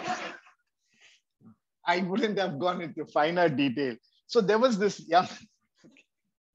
Anyway, that's my classes are. So there was this this father was pretty excited, who took his son to, what is that place? To a city, to Pune, let's say. He took him to Pune. And there, he said he's a young boy, about 7, 8 years. He took him along. And then he took him to the statue of Shivaji. Okay, then took him to the statue of Shivaji. And then he looked at the veiler in which Shivaji was on top of the horse. And then he started looking at it. The son is constantly having a look at it.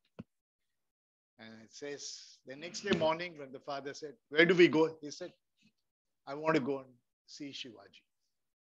I said, wow, man, this is real impact. This trip has been 100% successful. So he again takes him there. The son is spending half an hour looking at Shivaji. And then third day also, says, I want to go look at Shivaji. So again takes him to the statue. The third day, the boy is looking at it. Then he says, Papa, Shivaji ke upar kaun baitha hai? I hope you guys got the joke. So the boy was more impressed by the horse rather than the thing. So similarly, you getting into the cap rather than into the thing. But then, are you ready, Dinesh? Yeah, we love enjoying using the toothpaste to the last. But almost there. Okay, what happens when you have a full toothpaste? How much would you apply on the brush? And when there's very little left in the toothpaste, how much would you apply? Very little. You would squeeze it out, right? Is that understood? Similarly, Dinesh almost got it, but he couldn't turn it. Good job, Dinesh. So similarly, when you have three boxes of soap in your bathroom, you're going to be extremely generous by using it. Correct? Because one, I know there's more soap and I can be a little more generous. I know there is more paste. I can be a little more generous. Now, what's this got to do with pricing? They have a very simple philosophy that, let's take the example of a soap. Let's say each soap lasts a month. So in a month, in a year, how many soaps would you buy? 12. Now they're going to tell you that if you buy 3, we are going to give you 1 more free. So now it's supposed to last how much? 4 months for you. But the very fact that there is so much of a box of soap in your bathroom, you're going to be extremely generous with yourself. So what is supposed to be consumed in 4 months might actually get consumed in 3 months. And so they can actually charge you 3.5 times and still be profitable, not charge you 4 times. So this is what happens when you are given, that's a human nature. That's a human nature. When you see a big box of chocolates in your house, you're going to be eating it. But the moment it goes down to the bottom, you're going to say, let me just skip for a couple of hours. That's a human nature that when you see larger quantity, you have a consumption factor adjusted. So the pricing factor here is called consumer consumption adjusted margin. So now Kellogg's purposefully gives you in half kilos, Kellogg's, or you have Ariel coming in some jumbo boxes. Why do they do that? Because the very fact that you see larger quantities out there, you're going to be more generous, and they are the winners and not you. So 4 boxes of soap supposed to last you 4 months. You might actually come up and buy it in 3 months. So instead of buying 12 boxes of soap, you might actually end up buying 14 boxes of soap. So he is willing to give you 1 box free and still make money out of you. So that is the margin called consumer adjusted margin. I hope you guys are able to understand. Guys, online, are you following me? Yes, Yes, sir. Okay. So, Yes, sir. Yes, sir. yeah, so it's a typical number that you look at. If you look at paper towels in the car, the moment you have the car boxed, fresh box of tissues, zoom, zoom, zoom, we'll keep pulling it up. The guy who's selling tissues is making money. the more you pull it out. Okay, so that's because, so they assume a number like 20%. They believe that if I give you a bigger box, you're going to consume 20% more. And hence, they can actually give you a 10% discount, make you feel so happy about it, but they still end up making 10% because you're going to come back and buy more of it. So that is called consumption adjusted margin. So that said, this is something we're doing. Then we get into, I think I realized that I would go into full. Yeah.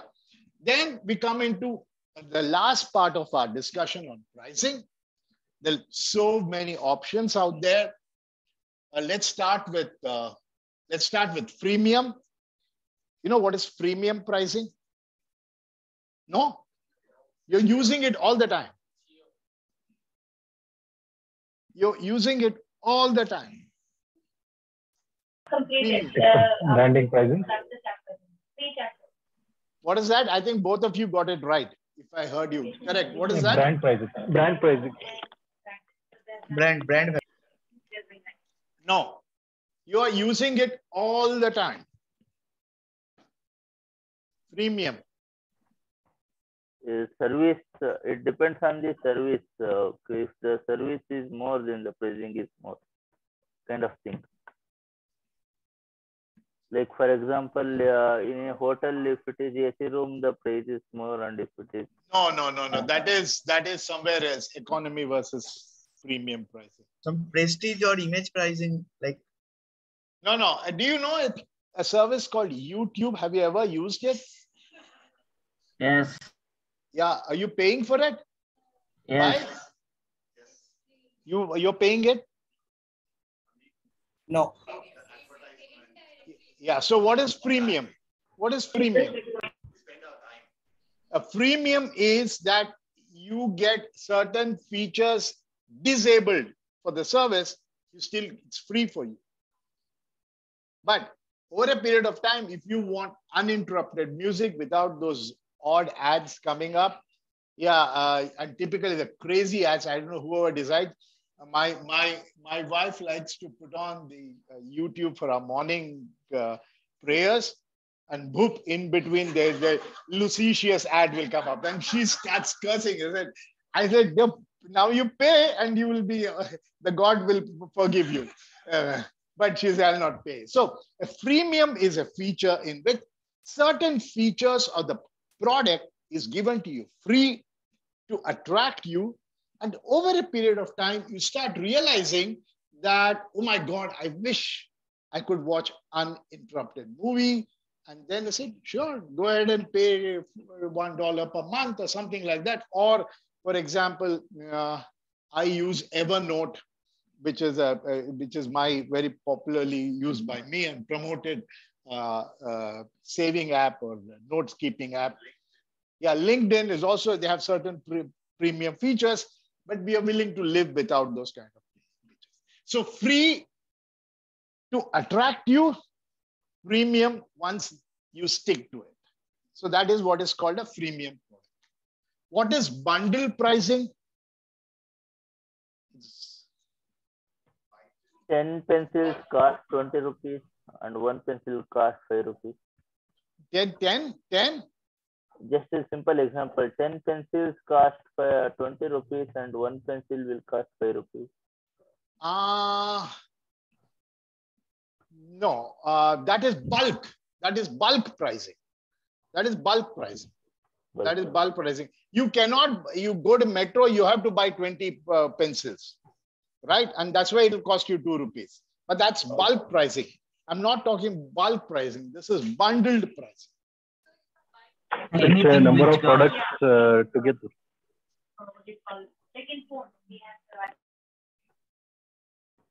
I don't know. Have you been to McDonald's? Yeah. So what is a combo? What is that? Then you go there, stand in the line and say, 1 French fries. And then they say, sir, we'll give you a combo. They actually encourage you to give those orders. And then they say, we'll give you a combo, which will cost you less. And you feel so excited that they actually give you a lower pricing. But bundle pricing is not as simple as that. Bundle pricing is a fantastic pricing model.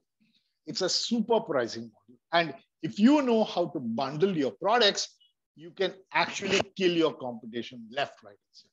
Example of that is, let's say there is a company which wants to outsource some of its resources. So they say that we are a 300 bench or a 300-seater IT company. We want to outsource our IT resources or the IT maintenance or computer maintenance, whatever you want to call it. We want to outsource. So they invite quotations from all of them. But being a smart guy, knowing the influencers and knowing the gatekeepers and knowing the initiators, you also know that not only do they want to outsource their IT, they want to outsource their HR, they also want to outsource their accounting. But they have floated up a tender for IT. So what everybody does is they quote for IT outsourcing. So Dinesh quotes 2 lakhs, he quotes 2,10,000, and I end up being the smartest guy in the town. I end up quoting 2,60,000, and I say IT plus HR plus outsource plus accounting. Now they say, no, we want IT. Give me a breakup. He says, sorry, no breakup. You buy all 3 of them, I'll give you a 2,60,000. Now they go back and do their mathematics. They say IT is 2 lakhs, HR is 60,000 if I ask it somewhere else, and accounting is another 60,000. That's 3,20,000. And Ramesh is offering to me at 2,60,000. That's a brilliant deal. Let's go with it. Now so that is bundled pricing because I have masked the cost and nobody gets to know it. But why is it great for me? Is because if I were to handle it differently, I would need 4 people for IT. I'll need 3 people for HR. I'll need 2 people for accounting. That's 4 plus 3 plus 2 is how much? 9, right? 9. But if I bundle that all together, I can smartly manage with 5 people. So now, bundle pricing, I'm able to mask my actual management of services, and I actually get up the business. So I hope you guys have been able to follow on what is bundle pricing. Bundle pricing gives you a lot of advantages. For example, they throw in if you want to go on a B2C model, they say we'll give you the you buy the house, we give you the kitchen free, the entire whatever it's called, the kitchenette or whatever. But when you're buying in thousands, the cost of the kitchenette will be a minor cost, right? So they can actually instead of charging 23 lakhs, they can actually charge you 2 more lakhs and make up for it. So bundle pricing works like that. What is psychological pricing?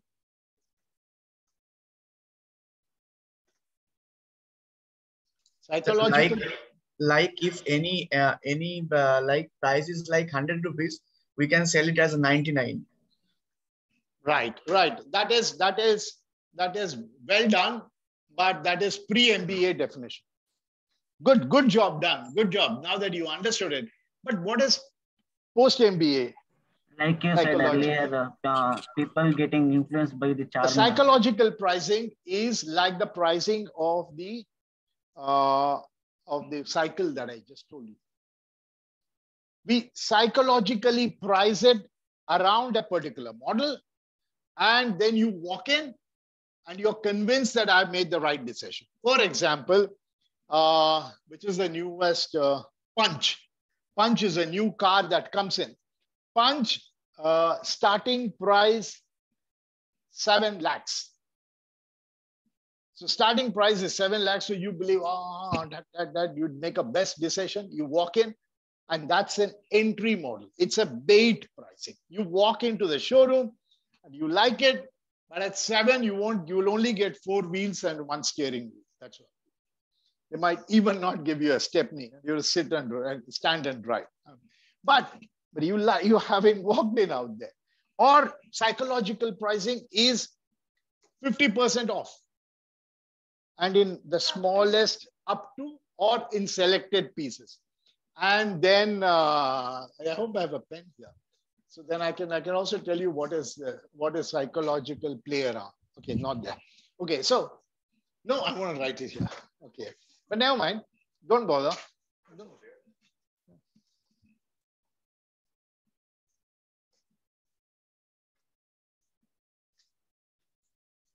Yeah, don't bother. I'll manage it without. So psychological pricing is an entry pricing. One of the best example of psychological all the time we discuss is the Starbucks pricing. Starbucks pricing has got small, medium, large, or grande. I don't know what they call it nowadays. So what happens? Small, for the price you pay, the quantity of the coffee is very small. Large is too much of money and too much of quantity. So medium, you seem to be happy with the price and the quantity.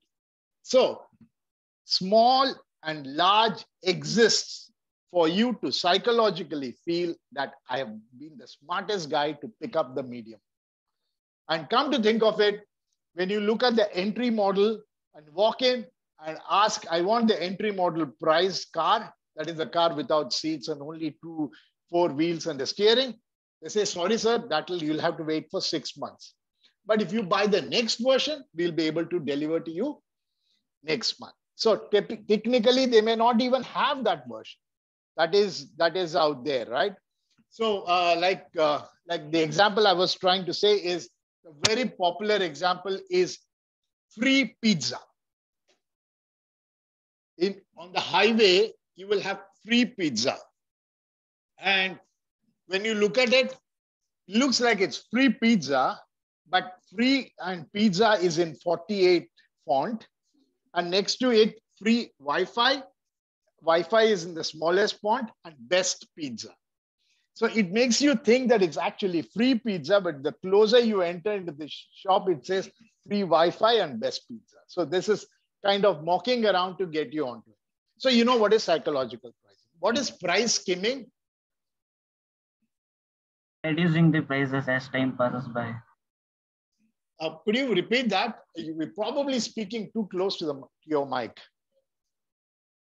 Reducing the price, okay. To do what? To stay in the competition or to get the market that you're looking out for. This one. This is, now, how much money do you want to make? You want to make 90, 100 or 1,000, whichever you want to make. Where do you price yourself? Skimming. You keep on reducing the price till you achieve whatever target model that you have in your mind. And economy pricing, you know what is economy pricing, right? You fly economy class, you get yesterday's food and no movies and things like that. And premium, you get tomorrow's food, if that gives you some joy. Okay, that is that. So now what is, now let's move to predatory pricing. Oh, let's complete this. What is dynamic pricing? Changes? Why? Due to competition in the market or demand in the market. Example? It's not that dynamic. Festival season is not that dynamic. It's really by the minute, by the hour, by the day. No, we have, for example, 1 month, which we have the offer month. Yeah. Month. That is possibly the one, but dynamic is it isn't that dynamic, right? Dynamic is something that's happening by the minute. Flight fare, surge pricing. Oh my God, surge pricing. You know what's happening on it. And I want a Dunzo. I want a what is it? I want a Uber from MG Road to my house at night, 11 o'clock on a Friday. Do you think I'll get it at the price I wanted? That's what is dynamic pricing, but then it depends on what it is. Then what is predatory pricing? What is predatory pricing? We got 3 more and we are done. I'm going to leave you all. What is predatory? What does the word predator mean? Hunter, right? Aggressive. Aggressive. What is predatory? So now use that company. So now tell me. So what is Geo's intention to price the product? It's so nice of you to tell good things about Geo. What was their intention? Predatory pricing. What did Geo do to the market? Kill the competition. They killed the competition. Competition had to become strange bedfellows, right? They imagine what is that? I even forget the name of the company. Idea and Vodafone joining hands. They were real competitors till yesterday are now joining hands. Predatory pricing is to kill the market. There's no definition. A hunter is out there to kill it. A hunter is out there to kill the prey. And that's it, predatory pricing. And now after having killed all of them, now he goes and cries in front of the government and says, oh my God, at this prices, I cannot survive.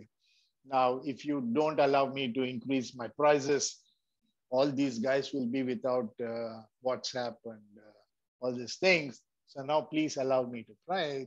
Arey, till you came, they were happily giving low prices and all that. Now you come and kill it. That's what happens in a predator. He comes, kills everybody, and then demands a better price. So that is what happens. And we will discuss predatory in a slightly more detail in the next class where we talk about business and more. So if that is predatory pricing, what is penetrative pricing? Means somehow to penetrate the market for increasing the customer volume. Yeah. So what is the market? In predatory pricing, there were already many players in the market. You were the last guy. What does this remind you of? Any term associated with ocean? Yeah, this is a red ocean philosophy wherein there are already many players and you enter the market, you're likely to die, but he enters the market and kills everybody. That's red ocean. But so predator is when the market is already there. What is penetrative pricing?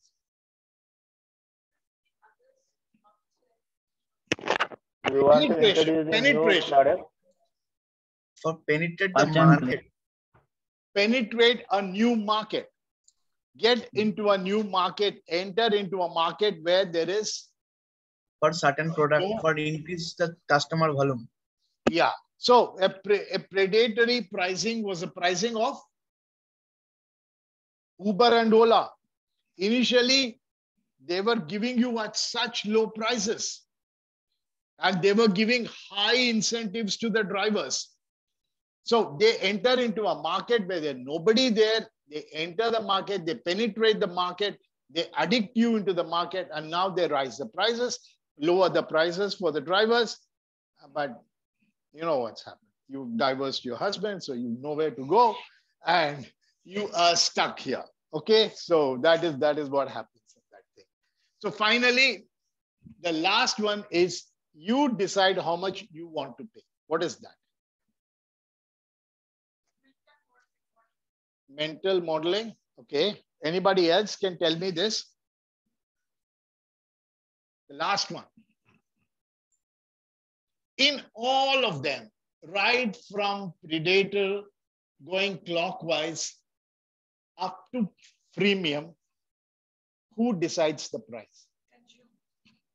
The seller. The seller decides, I'm going to give you attractive prices. I'm going to bundle the price and give you. I'm going to give you certain features free. I'm going to bring down the price. I'm giving 2 products at different. That is a separate point of discussion. That's a separate point of discussion, the K factor. Okay, so that is it. But you decide how much you want to say.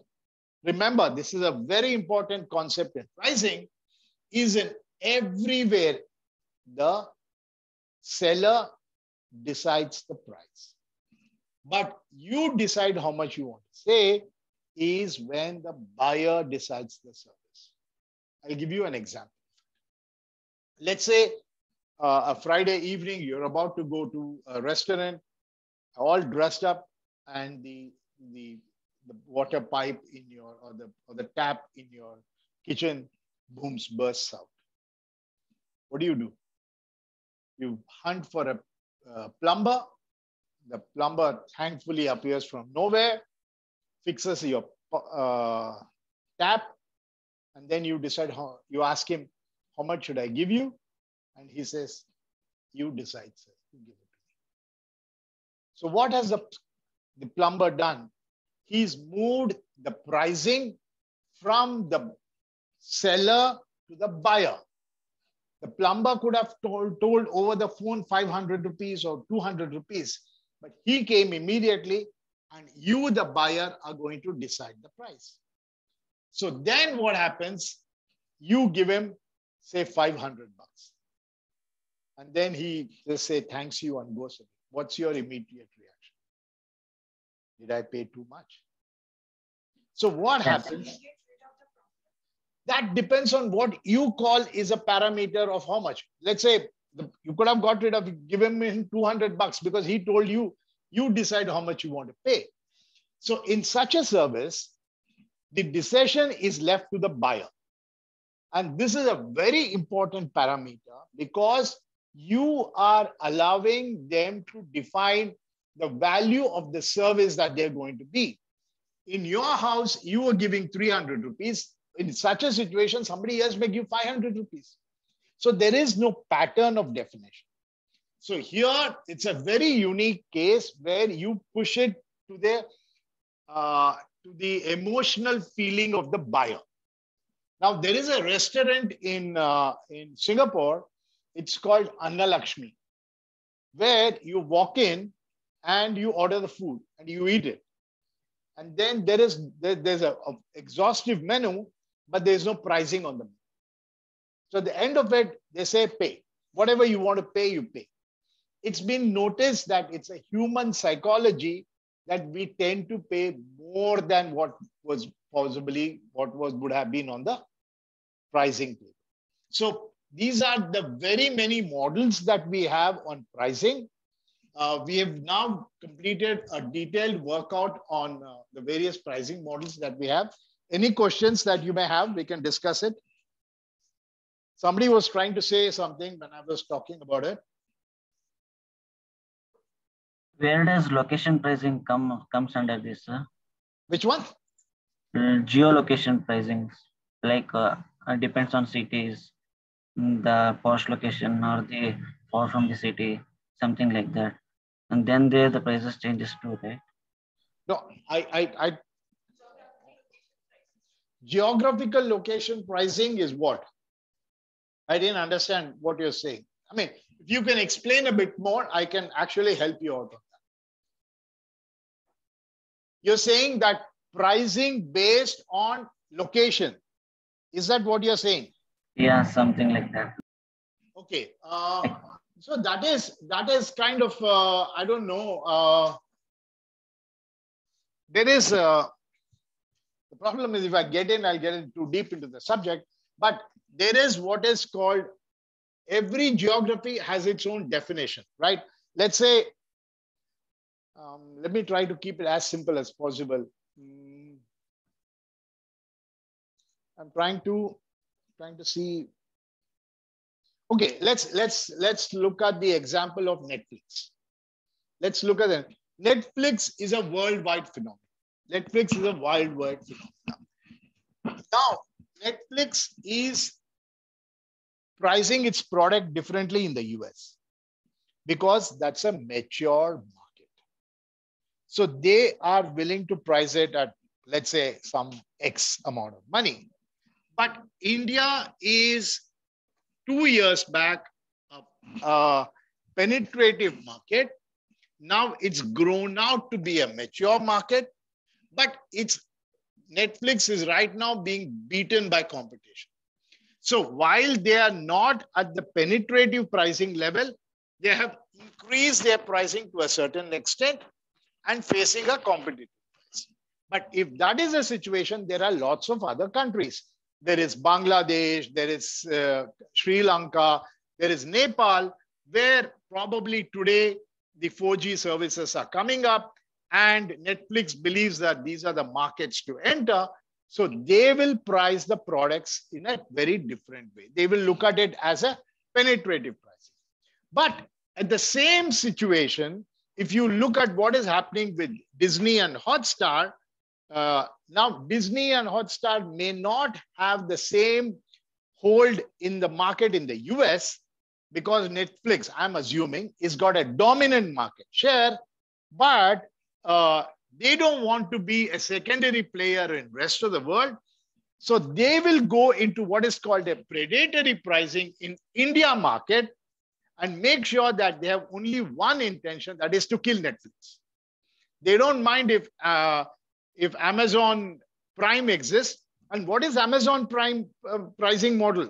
Can anybody tell me now? If you've understood me very well, what is Amazon pricing? Bundle pricing is because you really don't know what to break it up.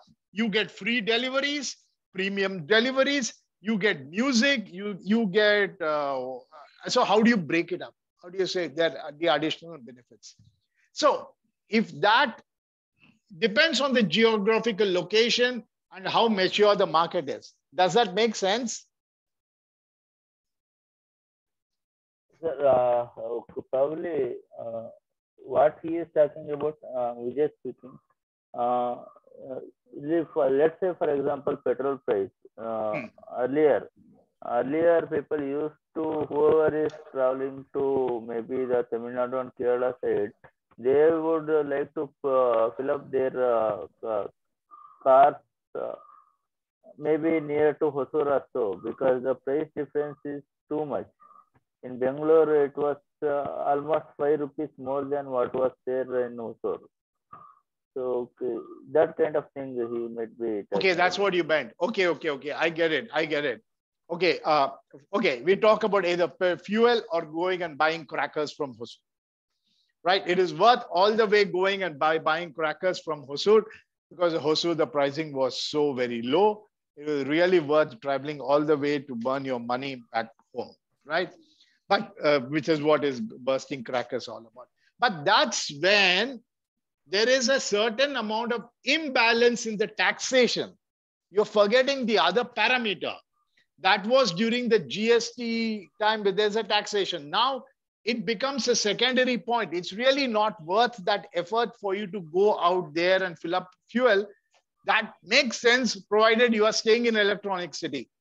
But let's say you're staying in Yeshwantpur, there's really no point in you driving all the way to fill up your fuel in Hosur.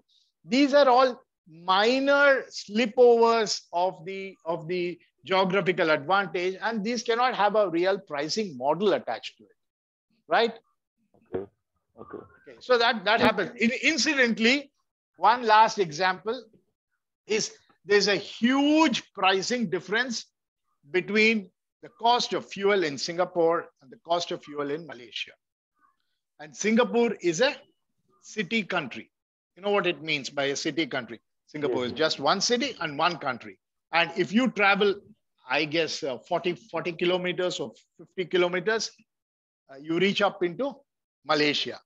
So, you know what they do? At the Singapore-Malaysian border, there are very clear instructions that your fuel tank must have 70% fuel if you want to cross the border. So they know that it is possible for you to cross over and get the benefit of a lower fuel prices. So they will randomly check your fuel tank and say, if your fuel tank is running below 70%, they'll say, fill it up here in Singapore and then cross over. Of course, they can't do the other way around. Once you've crossed over and coming, stop at the nearest place out there and you come over. So these are not generic models, so you can't give out a pricing model for that. Okay, good. That's 431. Is that correct? Well, there you go. Precession.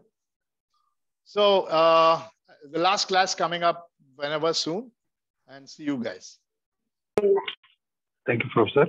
Yeah, thanks and bye. Thank you, Guys. sir. Thank you, sir. Have a good evening. Yeah, you too. You Thank, too. thank you, Thank you, Professor. sir. Thank you. Thank you. Let's go.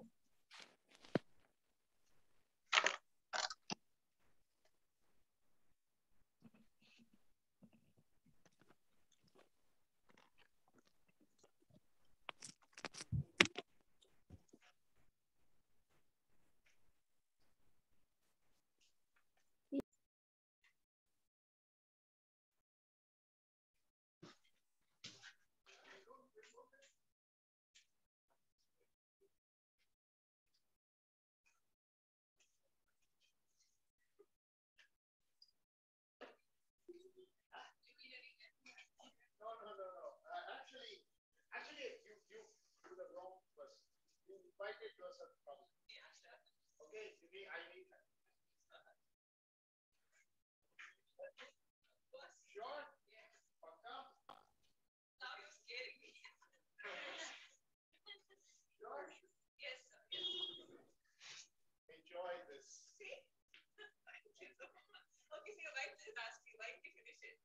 No, I actually picked up two of them. I just finished one.